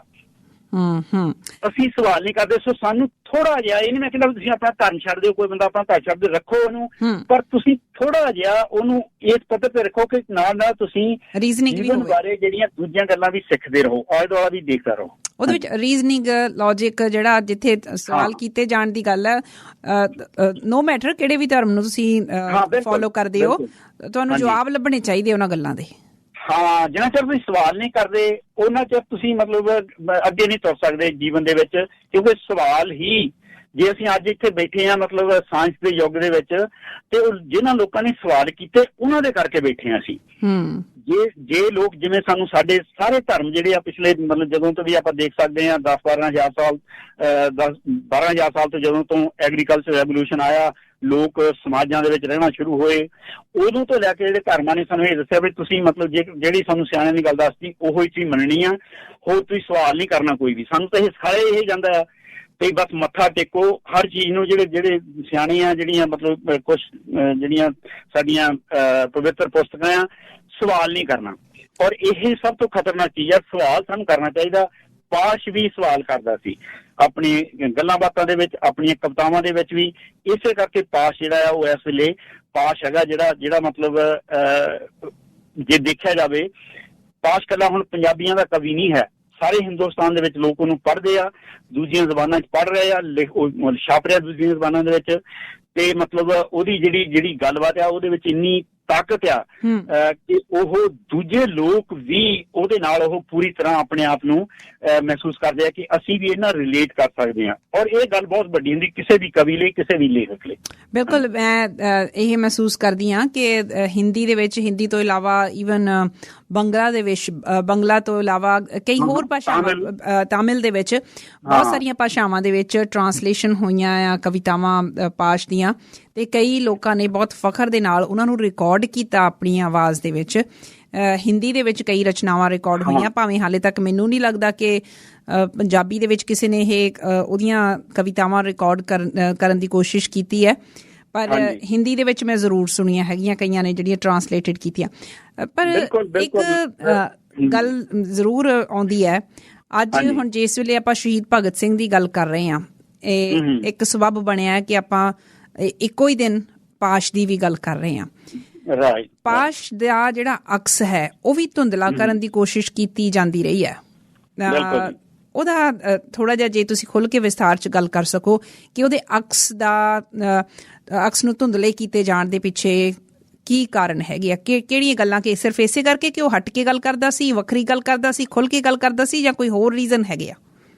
ਨਹੀਂ, ਮੁੱਖ ਸੋਚ ਤਾਂ ਇਹੀ ਹੈ ਕਿਉਂਕਿ ਜਿਹੜੀ ਵੀ ਗੱਲ ਤੋਂ ਜਿਹੜੀ ਸਥਾਪਤੀ ਹੁੰਦੀ ਹੈ ਨਾ, ਜੇ ਉਹਨੂੰ ਕਿਸੇ ਕਿਸਮ ਦਾ ਕੋਈ ਡਰ ਹੋਵੇ, ਜਿਹੜੀ ਵੀ ਚੀਜ਼ ਤੋਂ, ਕੋਈ ਵੀ ਮਤਲਬ ਇਨਸਾਨ ਹੋਵੇ ਜਾਂ ਕੋਈ ਲੇਖਕ ਹੋਵੇ, ਉਹਨੂੰ ਉਹਨਾਂ ਨੇ ਰੋਕਣਾ। ਉਹਦੇ ਜਿਵੇਂ ਹੁਣ ਅੱਜ ਕੱਲ੍ਹ ਮਤਲਬ ਉਦਾਹਰਨ ਲੈ ਲਈਏ ਆਪਾਂ ਕਿਸਾਨ ਅੰਦੋਲਨ ਦੀ, ਕਿਉਂਕਿ ਆਪਾਂ ਮਤਲਬ ਉਹ ਸਾਡੇ ਲਈ ਬਹੁਤ ਮਹੱਤਵਪੂਰਨ ਇਸ ਵੇਲੇ ਜਿਹੜੀ ਉਹ ਗੱਲ ਵਾਪਰ ਰਹੀ ਆ। ਹਿੰਦੁਸਤਾਨ ਦੀ ਸਰਕਾਰ ਨੇ ਕੀ ਨਹੀਂ ਕੀਤਾ ਹੈ, ਮਤਲਬ ਜਦੋਂ ਤੋਂ ਉਹਨਾਂ ਨੇ ਇਹ ਅੰਦੋਲਨ ਸ਼ੁਰੂ ਕੀਤਾ, ਉਹਨਾਂ ਨੂੰ ਹਰ ਕਿਸਮ ਦੀ ਚੀਜ਼, ਉਹਨਾਂ ਨੂੰ ਮਤਲਬ ਦੇਸ਼ ਧਰੋਹੀ, ਦੇਸ਼ ਵਿਰੋਧੀ, ਉਹਨਾਂ ਨੂੰ ਆਤੰਕਵਾਦੀ, ਉਹਨਾਂ ਨੂੰ ਹਰ ਕਿਸਮ ਦੀ ਉਹ ਕਰਨ ਦੀ ਕੋਸ਼ਿਸ਼ ਕੀਤੀ ਹੈ, ਕਿਉਂਕਿ ਉਹਨਾਂ ਤੋਂ ਖਤਰਾ ਜਾਪਦਾ ਆ। ਸੋ ਇਸੇ ਤਰ੍ਹਾਂ ਹੀ ਚਾਹੇ ਕੋਈ ਲੇਖਕ ਹੋਵੇ, ਬਹੁਤ ਸਾਰੇ ਲੇਖਕਾਂ ਨੂੰ ਫੜ ਕੇ ਉਹ ਅੰਦਰ ਦੇਈ ਜਾਂਦੇ ਆ, ਬਹੁਤ ਸਾਰੇ ਕਵੀਆਂ ਨੂੰ ਦੇਈ ਜਾਂਦੇ ਆ। ਸੋ ਇਸ ਕਰਕੇ ਜਿਨ੍ਹਾਂ ਤੋਂ ਮਤਲਬ ਜਿਹੜੀ ਸਥਾਪਤੀ ਹੁੰਦੀ ਆ, ਉਹਨੂੰ ਕਿਸੇ ਕਿਸਮ ਦਾ ਡਰ ਲੱਗਣਾ ਸ਼ੁਰੂ ਹੋ ਜਾਵੇ, ਜਿਨ੍ਹਾਂ ਦੀ ਕਵਿਤਾ ਦੇ ਵਿੱਚ, ਜਿਨ੍ਹਾਂ ਦੀ ਲਿਖਤ ਦੇ ਵਿੱਚ, ਜਿਨ੍ਹਾਂ ਦੀਆਂ ਗੱਲਾਂ ਦੇ ਵਿੱਚ ਉਸ ਕਿਸਮ ਦੀ ਸਟਰੈਂਥ ਹੁੰਦੀ ਆ, ਉਸ ਕਿਸਮ ਦੀ ਨਵੀਨਤਾ ਹੁੰਦੀ ਆ, ਜਿਹੜੀ ਲੋਕਾਂ ਨੂੰ ਮਤਲਬ ਉਹ ਅਸਲੀਅਤ ਦਿਖਾ ਸਕੇ, ਉਹਦੇ ਤੋਂ ਜਿਹੜੇ ਹਰ ਸਮੇਂ ਦੇ ਜਿਹੜੇ ਹਾਕਮ ਆ, ਹਰ ਸਮੇਂ ਦੀ ਸਥਾਪਤੀ ਆ, ਉਹ ਡਰਦੀ ਹੁੰਦੀ ਆ। ਸੋ ਇਸੇ ਤਰ੍ਹਾਂ ਮਤਲਬ ਫਿਰ ਉਹਦਾ ਜਿਹੜਾ ਜਿਸ ਤਰੀਕੇ ਨਾਲ ਉਹ ਉਹਦੇ ਬਾਰੇ ਗੱਲ ਕਰਦੇ, ਵੱਖਰੇ ਤਰੀਕੇ ਨਾਲ ਕੁਛ ਲੋਕ ਮਤਲਬ ਉਹਨੂੰ ਜਿਵੇਂ ਫਰਕ ਲੱਗੋ, ਕੁਛ ਕਹਿ ਦੇਣਗੇ, ਕੁਛ ਕਹਿ ਦੇਣਗੇ। ਉਹਦੇ ਬਾਰੇ ਵੀ, ਪਾਸ਼ ਬਾਰੇ ਵੀ ਇਸ ਕਿਸਮ ਦੀਆਂ ਗੱਲਾਂ ਹੁੰਦੀਆਂ ਰਹੀਆਂ, ਮਤਲਬ ਸ਼ੁਰੂ ਦੇ ਵਿੱਚ ਜਦੋਂ ਉਹ ਉਸ ਤਰੀਕੇ ਦੇ ਨਾਲ ਨਹੀਂ ਸੀ ਸਥਾਪਤ ਹੋਇਆ। ਪਰ ਇਹ ਮੇਰਾ ਖਿਆਲ ਇਹ ਤਾਂ ਹਰ ਸਮਾਜ ਦੇ ਵਿੱਚ ਔਰ ਹਰ ਜਗ੍ਹਾ ਇਸ ਕਿਸਮ ਦੀਆਂ ਗੱਲਾਂ ਹੁੰਦੀਆਂ। ਅਸਲੀ ਗੱਲ ਇਹ ਹੈ ਕਿ ਜੇ ਪਾਸ਼ ਦੇ ਵਿੱਚ ਮਤਲਬ ਉਹਦੀ ਕਵਿਤਾ ਦੇ ਵਿੱਚ ਉਸ ਕਿਸਮ ਦੀ ਜਾਨ ਸੀਗੀ, ਉਹ ਤਦੇ ਹੀ ਇਸ ਵੇਲੇ ਅਸੀਂ ਉਹਦੀ ਗੱਲ ਕਰ ਰਹੇ ਹਾਂ। ਨਹੀਂ ਤਾਂ ਹੋਰ ਵੀ ਬਹੁਤ ਸਾਰੇ ਮਤਲਬ ਕਵੀ ਹੋਏ ਆ, ਬਹੁਤ ਵਧੀਆ ਕਵੀ ਹੋਏ ਆ ਸਾਡੇ। ਅਸੀਂ ਉਸ ਤਰੀਕੇ ਨਾਲ ਉਹਨਾਂ ਦੀ ਭਾਵੇਂ ਅਸੀਂ ਯਾਦ ਬਹੁਤ ਲੋਕਾਂ ਨੂੰ ਰੱਖਦੇ ਹਾਂ, ਰੱਖਣਾ ਵੀ ਚਾਹੀਦਾ ਆ ਆਪਣੇ ਸੱਭਿਆਚਾਰ ਦੇ ਵਿੱਚੋਂ, ਆਪਣੇ ਸਾਹਿਤ ਦੇ ਪਿਛੋਕੜ ਦੇ ਵਿੱਚੋਂ। ਪਰ ਹਰ ਚੀਜ਼ ਨੂੰ, ਹਰ ਲੋਕਾਂ ਨੂੰ ਅਸੀਂ ਵੱਖਰੇ ਤਰੀਕੇ ਨਾਲ ਉਹਨਾਂ ਨੂੰ ਅਸੀਂ ਯਾਦ ਕਰਦੇ ਹਾਂ, ਯਾਦ ਰੱਖਦੇ ਹਾਂ। ਪਾਸ਼ ਨੂੰ ਇੱਕ ਖਾਸ ਤਰੀਕੇ ਨਾਲ, ਔਰ ਕਿਉਂਕਿ ਉਹਦਾ ਨਾਂ ਇਸ ਤਰੀਕ ਨਾਲ ਵੀ ਜੁੜ ਗਿਆ, 23 ਮਾਰਚ ਨਾਲ ਵੀ, ਅਸੀਂ ਇਸ ਤਰੀਕੇ ਨਾਲ ਉਹਨੂੰ ਕਰਦੇ ਹਾਂ ਕਿ ਉਹ ਸਾਡੇ ਸੰਘਰਸ਼ ਦਾ ਹਿੱਸਾ ਬਣ ਗਿਆ ਹੈਗਾ ਆ। ਪਾਸ਼ ਜਿਹੜਾ ਆ ਉਹ ਮਤਲਬ ਜਿਸ ਤਰੀਕੇ ਨਾਲ ਉਹਨੇ ਕਵਿਤਾ ਲਿਖੀ, ਕਵਿਤਾ ਰਚੀ, ਔਰ ਜੇ ਉਹਦਾ ਜੀਵਨ ਦੇ ਵਿੱਚ ਵੀ ਉਹ ਮਤਲਬ ਆਪਣੇ ਜੀਵਨ ਦੇ ਵਿੱਚ ਵੀ ਉਹ ਸਟਰਗਲ ਕਰਦਾ ਰਿਹਾ। ਨਹੀਂ ਤਾਂ ਕਿਸੇ ਵੀ ਲੋਕ ਉਹਨੂੰ ਮਾਰਨ ਦੀ ਲੋੜ ਨਹੀਂ ਸੀ ਪੈਣੀ। ਉਹਨੂੰ ਮਾਰਨ ਦੀ ਲੋੜ ਇਸੇ ਕਰਕੇ ਪਈ ਕਿ ਕੁਛ ਲੋਕਾਂ ਦੇ ਲਈ ਉਹ, ਜਾਂ ਕੁਛ ਜਿਹੜੇ ਲੋਕ ਉਸ ਵੇਲੇ ਵੱਖਰਾ ਮਤਲਬ ਇੱਕ ਦੇਸ਼ ਬਣਾਉਣ ਦੀ ਕੋਸ਼ਿਸ਼ ਕਰ ਰਹੇ ਸੀਗੇ, ਉਹਨਾਂ ਨੂੰ ਉਸ ਤੋਂ ਖਤਰਾ ਮਹਿਸੂਸ ਹੋਇਆ। ਇਸੇ ਕਰਕੇ ਮਤਲਬ ਉਹਦੀ ਸ਼ਹਾਦਤ ਕੀਤੀ ਗਈ, ਉਹਨੂੰ ਮਾਰਿਆ ਗਿਆ। ਸੋ ਇਹ ਜਿਹੜੀਆਂ ਗੱਲਾਂ ਮਤਲਬ ਇਹ ਤਾਂ ਗੱਲਾਂ ਬੜੀਆਂ ਆਮ ਆ ਕਿ ਉਹਨੂੰ ਮਤਲਬ ਲੋਕਾਂ ਦੇ ਵਿੱਚ ਘਟਾਉਣ ਦੀ, ਨੀਵਾਂ ਦਿਖਾਉਣ ਦੀ ਗੱਲ ਜਿਹੜੀ ਕੋਸ਼ਿਸ਼ ਹੋਣੀ। ਪਰ ਗੱਲ ਤਾਂ ਇਹ ਕਿ ਪਾਸ਼ ਖੁਦ ਕੀ ਕਰਦਾ ਸੀ। ਪਾਸ਼, ਜਿਵੇਂ ਮੈਂ ਪਹਿਲਾਂ ਕਿਹਾ, ਜੇ ਤੁਸੀਂ ਵੀ ਉਹਨਾਂ ਦੀਆਂ ਇਹ ਕੁਛ ਕਿਤਾਬਾਂ ਦੇਖੋ, ਉਹ ਲਗਾਤਾਰ ਪੜ੍ਹਨ ਵਾਲੇ ਲੋਕਾਂ ਦੇ ਵਿੱਚੋਂ ਸੀਗਾ। ਇਸੇ ਕਰਕੇ ਮਤਲਬ ਉਹ ਅਖੀਰ ਤੱਕ ਆਪਾਂ ਦੇਖਦੇ ਕਿ ਉਹਦਾ ਵਿਕਾਸ ਹੁੰਦਾ ਰਿਹਾ, ਉਹ ਇੱਕ ਥਾਂ ਨਹੀਂ ਖੜਿਆ ਨਹੀਂ ਰਿਹਾ ਇੱਕ ਥਾਂ। ਇਹ ਗੱਲ ਬਹੁਤ ਮਹੱਤਵਪੂਰਨ ਹੈਗੀ ਆ ਸਾਨੂੰ ਪਾਸ਼ ਦੇ ਸੰਬੰਧ ਵਿੱਚ ਸਮਝਣ ਵਾਲੀ ਵੀ, ਸ਼ਹੀਦ ਭਗਤ ਸਿੰਘ ਹੋਣਾ ਦੇ ਸੰਬੰਧ ਵਿੱਚ ਸਮਝਣ ਵਾਲੀ। ਔਰ ਮੈਂ ਸਮਝਦਾ ਕਿ ਜੇ ਫਰਕਲਾ ਆਪਾਂ ਇਸ ਕਿਸਮ ਦੇ ਪ੍ਰੋਗਰਾਮ ਦੇ ਵਿੱਚ ਖਾਸ ਤੌਰ ਤੇ ਨੌਜਵਾਨਾਂ ਜਾਂ ਲੋਕਾਂ ਨੂੰ ਆਮ ਸੁਨੇਹਾ ਕੋਈ ਦੇਣਾ ਹੋਵੇ, ਜੇ ਮਤਲਬ ਨਾ ਸੁਝਾਅ ਦੇਣਾ ਹੋਵੇ, ਸਲਾਹ ਦੇਣੀ ਹੋਵੇ, ਇਹ ਆ ਕਿ ਵੱਧ ਤੋਂ ਵੱਧ ਪੜ੍ਹਨਾ ਚਾਹੀਦਾ ਹੈ ਨਾ। ਤੁਸੀਂ ਆਪਣੀਆਂ ਧਾਰਮਿਕ ਕਿਤਾਬਾਂ ਵੀ ਪੜ੍ਹੋ, ਪਰ ਨਾਲ ਨਾਲ ਦੂਜੀਆਂ ਕਿਤਾਬਾਂ ਵੀ ਪੜ੍ਹੋ, ਦੂਜੇ ਲੋਕਾਂ ਦੀਆਂ ਵੀ। ਮਤਲਬ ਉਹ ਜਿਹੜੀ ਆਪਣੇ ਆਪ ਦੇ ਵਿੱਚ ਬਹੁਤ ਮਹੱਤਵਪੂਰਨ ਗੱਲ ਹੈ, ਤਾਂ ਕਿ ਸਾਡਾ ਜਿਹੜਾ ਬੌਧਿਕ ਤੌਰ ਤੇ ਵੀ ਵਿਕਾਸ ਹੁੰਦਾ ਰਹੇ। ਮਤਲਬ ਜਿੰਨੀ ਸਾਧੂ ਜੀ, ਮੈਂ ਤੁਹਾਡੀ ਇਸ ਗੱਲ ਨੂੰ ਪੂਰੀ ਤਰ੍ਹਾਂ ਸਹਿਮਤ ਹਾਂ। ਜੇ ਲਗਾਤਾਰ ਸਾਡੇ ਇਸ ਪ੍ਰੋਗਰਾਮ ਨੂੰ ਵੀ ਜੇ ਤੁਸੀਂ ਸੁਣਿਆ ਹੋਵੇ, ਜਾਂ ਜਿਹੜੇ ਲੋਕ ਸਾਡੇ ਸੁਣ ਰਹੇ ਆ ਉਹਨਾਂ ਨੂੰ ਇਸ ਗੱਲ ਦਾ ਹੈਗਾ ਕਿ ਮੈਂ ਬਹੁਤ ਪ੍ਰਮੋਟ ਕਰ ਰਹੀ ਹਾਂ ਇਸ ਚੀਜ਼ ਨੂੰ ਕਿ ਸਾਡੇ ਲਈ ਪੜ੍ਹਨਾ, ਦੂਸਰੇ ਦਾ ਨਜ਼ਰੀਆ ਦੇਖਣਾ, ਇਹ ਬਹੁਤ ਜ਼ਰੂਰੀ ਹੈ। ਅਸੀਂ ਕਈ ਵਾਰੀ ਸਿਰਫ ਤੇ ਸਿਰਫ ਆਪਣੇ ਹੀ ਪਰਸਪੈਕਟਿਵ ਤੋਂ ਹਰ ਚੀਜ਼ ਦੇਖਦੇ ਹਾਂ। ਸਾਨੂੰ ਦੂਸਰਿਆਂ ਲੋਕਾਂ ਦੇ ਨਾਲ ਸਾਡੀ ਅੰਡਰਸਟੈਂਡਿੰਗ ਕਿੱਦਾਂ ਬਣ ਜਾਊਗੀ, ਕਿੱਦਾਂ ਸਾਡੀ ਉਹਨਾਂ ਦੇ ਨਾਲ ਸਾਂਝ ਜਾਂ ਸਮਝ ਬਣ ਜਾਊਗੀ, ਜਦ ਤੱਕ ਅਸੀਂ ਦੂਸਰੇ ਪਰਸਪੈਕਟਿਵ ਤੋਂ ਦੇਖਣ ਨੂੰ ਹੀ ਤਿਆਰ ਨਹੀਂ ਹੈਗੇ, ਸੁਣਨ ਨੂੰ ਹੀ ਤਿਆਰ ਨਹੀਂ, ਸਮਝਣ ਨੂੰ ਤਿਆਰ ਨਹੀਂ। ਉਹਦੇ ਵਿੱਚ ਜਿਹੜੀਆਂ ਕਿਤਾਬਾਂ ਉਹ ਵੱਡਾ ਰੋਲ ਅਦਾ ਕਰਦੀਆਂ। ਇਸੇ ਕਰਕੇ ਇਸ ਪ੍ਰੋਗਰਾਮ ਦੇ ਵਿੱਚ ਮੈਂ ਇਹ ਸਿਲਸਿਲਾ ਸ਼ੁਰੂ ਕੀਤਾ। ਹਰ ਕੋਈ ਵੀ ਸਾਡਾ ਜਿਹੜਾ ਲਿਸਨਰ ਹੈ ਉਹ ਕੋਈ ਚੰਗੀ ਕਿਤਾਬ ਲਿਆ ਕੇ ਜਿਹਨੇ ਉਹਨੂੰ ਪ੍ਰਭਾਵਿਤ ਕੀਤਾ ਹੋਵੇ, ਉਸ ਕਿਤਾਬ ਦੇ ਵਿੱਚ ਇਹੋ ਜਿਹਾ ਮੈਟਰ ਹੋਵੇ ਜਿਹੜਾ ਦੂਸਰਿਆਂ ਦੇ ਲਈ ਬੈਨੀਫੀਸ਼ੀਅਲ ਹੋ ਸਕਦਾ ਹੋਵੇ, ਉਹਨਾਂ ਦਾ ਸੋਚ, ਉਹਨਾਂ ਦਾ ਨਜ਼ਰੀਆ ਖੋਲ ਸਕਦਾ ਹੋਵੇ, ਉਹ ਕਿਤਾਬਾਂ ਇਸ ਪ੍ਰੋਗਰਾਮ 'ਚ ਜ਼ਰੂਰ ਮੈਂ ਪ੍ਰਮੋਟ ਕਰਦੀ ਹਾਂ। ਆਪਣੇ ਕੋਲ ਸਮਾਂ ਰਹਿ ਗਿਆ 2-3 ਮਿੰਟ। ਅਖੀਰ 'ਚ ਕੀ ਕਹੋਗੇ ਤੁਸੀਂ ਪਾਸ਼ ਉਹਨਾਂ ਬਾਰੇ? ਮੈਂ ਚਾਹੂੰਗਾ ਕਿ ਉਹਨਾਂ ਦੀ ਇੱਕ ਛੋਟੀ ਜਿਹੀ ਕਵਿਤਾ, ਮਤਲਬ ਉਹਦਾ ਕੁਝ ਹਿੱਸਾ ਪੜ੍ਹ ਲਿਆ ਜਾਵੇ ਜ਼ਰੂਰ, ਕਿਉਂਕਿ ਔਰ ਉਹਨਾਂ ਦੀ ਇੱਕ ਬਹੁਤ ਵਧੀਆ ਕਵਿਤਾ ਜਿਹੜੀ ਅਕਸਰ ਕੋਟ ਕੀਤੀ ਜਾਂਦੀ ਹੈ, ਸਭ ਤੋਂ ਖਤਰਨਾਕ, ਹੈ ਨਾ। ਕਿਰਤ ਦੀ ਲੁੱਟ ਸਭ ਤੋਂ ਖਤਰਨਾਕ ਨਹੀਂ ਹੁੰਦੀ, ਪੁਲਿਸ ਦੀ ਕੁੱਟ ਸਭ ਤੋਂ ਖਤਰਨਾਕ ਨਹੀਂ ਹੁੰਦੀ, ਗਦਾਰੀ ਲੋਭ ਦੀ ਮੁੱਠ ਸਭ ਤੋਂ ਖਤਰਨਾਕ ਨਹੀਂ ਹੁੰਦੀ, ਬੈਠੇ ਸੁੱਤਿਆਂ ਫੜੇ ਜਾਣਾ ਬੁਰਾ ਤਾਂ ਹੈ, ਡੋਰੂ ਜਿਹੀ ਚੁੱਪ ਵਿੱਚ ਮੜੇ ਜਾਣਾ ਬੁਰਾ ਤਾਂ ਹੈ, ਸਭ ਤੋਂ ਖਤਰਨਾਕ ਨਹੀਂ ਹੁੰਦਾ, ਕੱਪ ਦੇ ਸ਼ੋਰ ਵਿੱਚ ਸਹੀ ਹੁੰਦਿਆਂ ਵੀ ਦੱਬ ਜਾਣਾ ਬੁਰਾ ਤਾਂ ਹੈ, ਕਿਸੇ ਜੁਗਨੂ ਦੀ ਲੋਭ ਵਿੱਚ ਪੰਨ ਲੱਗ ਜਾਣਾ ਬੁਰਾ ਤਾਂ ਹੈ, ਸਭ ਤੋਂ ਖਤਰਨਾਕ ਨਹੀਂ ਹੁੰਦਾ। ਸਭ ਤੋਂ ਖਤਰਨਾਕ ਹੁੰਦਾ ਹੈ ਮੁਰਦਾ ਸ਼ਾਂਤੀ ਨਾਲ ਭਰ ਜਾਣਾ, ਨਾ ਹੋਣਾ ਤੜਪਦਾ ਸਭ ਸਹਿਣ ਕਰ ਜਾਣਾ, ਘਰਾਂ ਤੋਂ ਨਿਕਲਣਾ ਕੰਮ ਤੇ ਕੰਮ ਤੋਂ ਘਰ ਜਾਣਾ, ਸਭ ਤੋਂ ਖਤਰਨਾਕ ਹੁੰਦਾ ਹੈ ਸਾਡੇ ਸੁਪਨਿਆਂ ਦਾ ਮਰ ਜਾਣਾ, ਸਭ ਤੋਂ ਖਤਰਨਾਕ ਉਹ ਕੜੀ ਹੁੰਦੀ ਹੈ ਤੁਹਾਡੇ ਗੁੱਟ ਤੇ ਚੱਲਦੀ ਹੋਈ ਵੀ, ਜੋ ਤੁਹਾਡੀ ਨਜ਼ਰ ਦੇ ਲਈ ਖੜੀ ਹੁੰਦੀ ਹੈ। ਸੋ ਇਹ ਇੱਕ ਹਿੱਸਾ ਹੈ ਉਸ ਕਵਿਤਾ ਦਾ ਕਿ ਸਭ ਤੋਂ ਖਤਰਨਾਕ ਹੁੰਦਾ ਹੈ ਸੁਪਨਿਆਂ ਦਾ ਮਰ ਜਾਣਾ। ਸੋ ਜਿਹੜੀ ਸਾਡੇ ਲਈ ਬਹੁਤ ਜ਼ਰੂਰੀ ਗੱਲ ਹੈਗੀ ਆ ਕਿ ਅਸੀਂ ਆਪਣੇ ਸੁਪਨਿਆਂ ਨੂੰ ਜਿੰਦਾ ਰੱਖੀਏ, ਔਰ ਜਿੰਦਾ ਰੱਖ ਸਕਦੇ ਹਾਂ ਅਸੀਂ ਆਪਣੇ ਬੌਧਿਕ ਵਿਕਾਸ ਦੇ ਨਾਲ, ਲਗਾਤਾਰ ਪੜ੍ਹਨਾ, ਲਗਾਤਾਰ ਇਸ ਕਿਸਮ ਦੇ ਵਿਚਾਰ ਵਟਾਂਦਰੇ ਕਰਨ ਨਾਲ, ਮਤਲਬ ਉਹਦੇ ਨਾਲ ਅਸੀਂ ਜਿਹੜੀ ਉਹ ਗੱਲਬਾਤ ਜਿਹੜੀ ਆ ਉਹ ਆਪਣੀ ਚੱਲਦੀ ਰੱਖ ਸਕਦੇ ਹਾਂ। ਮੈਂ ਸਮਝਦਾ ਕਿ ਸਭ ਤੋਂ ਵੱਡੀ ਇਹੀ ਜਿਹੜੀ ਆਪਾਂ ਗੱਲ ਲੋਕਾਂ ਦੇ ਨਾਲ ਸਾਂਝੀ ਕਰ ਸਕਦੇ ਹਾਂ। ਤੇ 1 ਮਿੰਟ ਹੋ ਰਿਹਾ ਗਾ? ਹਾਂਜੀ, ਜੇ 1 ਮਿੰਟ ਹੋਏਗਾ ਤਾਂ ਮੈਂ ਆਪਣੀ ਕਵਿਤਾ ਉਦੋਂ ਹੀ, ਜਦੋਂ ਪਾਸ਼ ਉਹਨਾਂ ਦਾ ਸ਼ਾਇਦ ਹੋਈ, ਉਦੋਂ ਲਿਖੀ ਸੀ, ਛੋਟੀ ਜਿਹੀ ਕਵਿਤਾ। ਮੈਂ ਆਪਣੀ ਵੀ ਕਵਿਤਾ ਪੜ੍ਹਨੀ ਚਾਹੁੰਦਾ। ਹਾਂਜੀ, ਸ਼ੋਰ। ਪਾਸ਼ ਕਵਿਤਾ ਬਣ ਕੇ ਕਲਮਾ ਮੂਹਰੇ ਆ ਗਿਆ ਹੈ, ਪਾਸ਼ ਲਕਸ਼ ਬਣ ਕੇ ਕਦਮਾਂ ਮੂਹਰੇ ਆ ਗਿਆ ਹੈ, ਪਾਸ਼ ਉਹ ਸ਼ਬਦ ਬਣ ਗਿਆ ਹੈ ਅਰਥ ਜਿਸ ਦੇ ਫੈਲਦੇ ਹੀ ਰਹਿਣਗੇ, ਵਾਹ।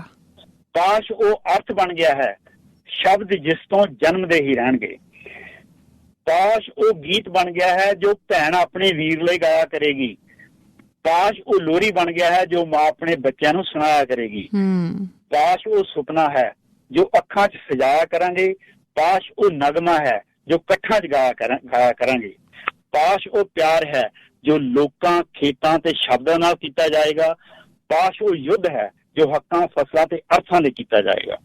ਬਹੁਤ ਖੂਬ, ਬਹੁਤ ਵਧੀਆ। ਸਮਾਂ ਮੇਰੇ ਕੋਲ ਘੱਟ ਰਿਹਾ, ਪਰ ਮੈਨੂੰ ਵੀ ਤੁਸੀਂ ਹੁਣ ਮੈਨੂੰ ਟੈਂਪਟੇਸ਼ਨ ਹੋ ਰਹੀ ਆ। ਜਾਂਦੇ ਜਾਂਦੇ ਆਪਾਂ ਕਨਕਲੂਡ ਕਰਦੇ ਹਾਂ, ਅਸੀਂ ਲੜਾਂਗੇ ਸਾਥੀ ਤੋਂ। ਪਾਸ਼ ਉਹਨਾਂ ਦੀ ਕਵਿਤਾ ਹੈ, ਸੁਣਨ ਵਾਲਿਆਂ ਨੂੰ ਮੈਂ ਦੱਸਦੀ ਹਾਂ ਕਿ ਥੋੜੀ ਜਿਹੀ ਲੰਬੀ ਕਵਿਤਾ ਹੈ, ਮੈਂ ਕੋਸ਼ਿਸ਼ ਕਰਦੀ ਹਾਂ ਉਹਨੂੰ ਪੜ੍ਹਨ ਦੀ। ਅਸੀਂ ਲੜਾਂਗੇ ਸਾਥੀ ਜਿਹੜੀ ਮੈਨੂੰ ਬਹੁਤ ਰੈਲੇਵੈਂਟ ਲੱਗਦੀ ਹੈ ਇਸ ਵੇਲੇ, ਜਿਹੜਾ ਦਿੱਲੀ ਦੇ ਵਿੱਚ ਕਿਸਾਨ ਸੰਘਰਸ਼ ਚੱਲ ਰਿਹਾ ਹੈ ਭਾਰਤ ਦੇ ਵਿੱਚ, ਉਹਨੂੰ ਦੇਖਦਿਆਂ ਹੋਇਆਂ ਵੀ। ਦੂਸਰਾ, ਅੱਜ ਜਦੋਂ ਆਪਾਂ ਸ਼ਹਾਦਤ ਦੀ ਗੱਲ ਕਰ ਰਹੇ ਹਾਂ, ਚਾਹੇ ਸ਼ਹੀਦ ਭਗਤ ਸਿੰਘ ਦੀ ਗੱਲ ਕਰ ਰਹੇ ਹਾਂ ਜਾਂ ਆਪਾਂ ਪਾਸ਼ ਦੀ ਸ਼ਹਾਦਤ ਦੀ ਗੱਲ ਕਰ ਰਹੇ ਹਾਂ, ਮੈਨੂੰ ਬੜੀ ਢੁਕਵੀਂ ਲੱਗਦੀ ਹੈ ਇਹ ਕਵਿਤਾ।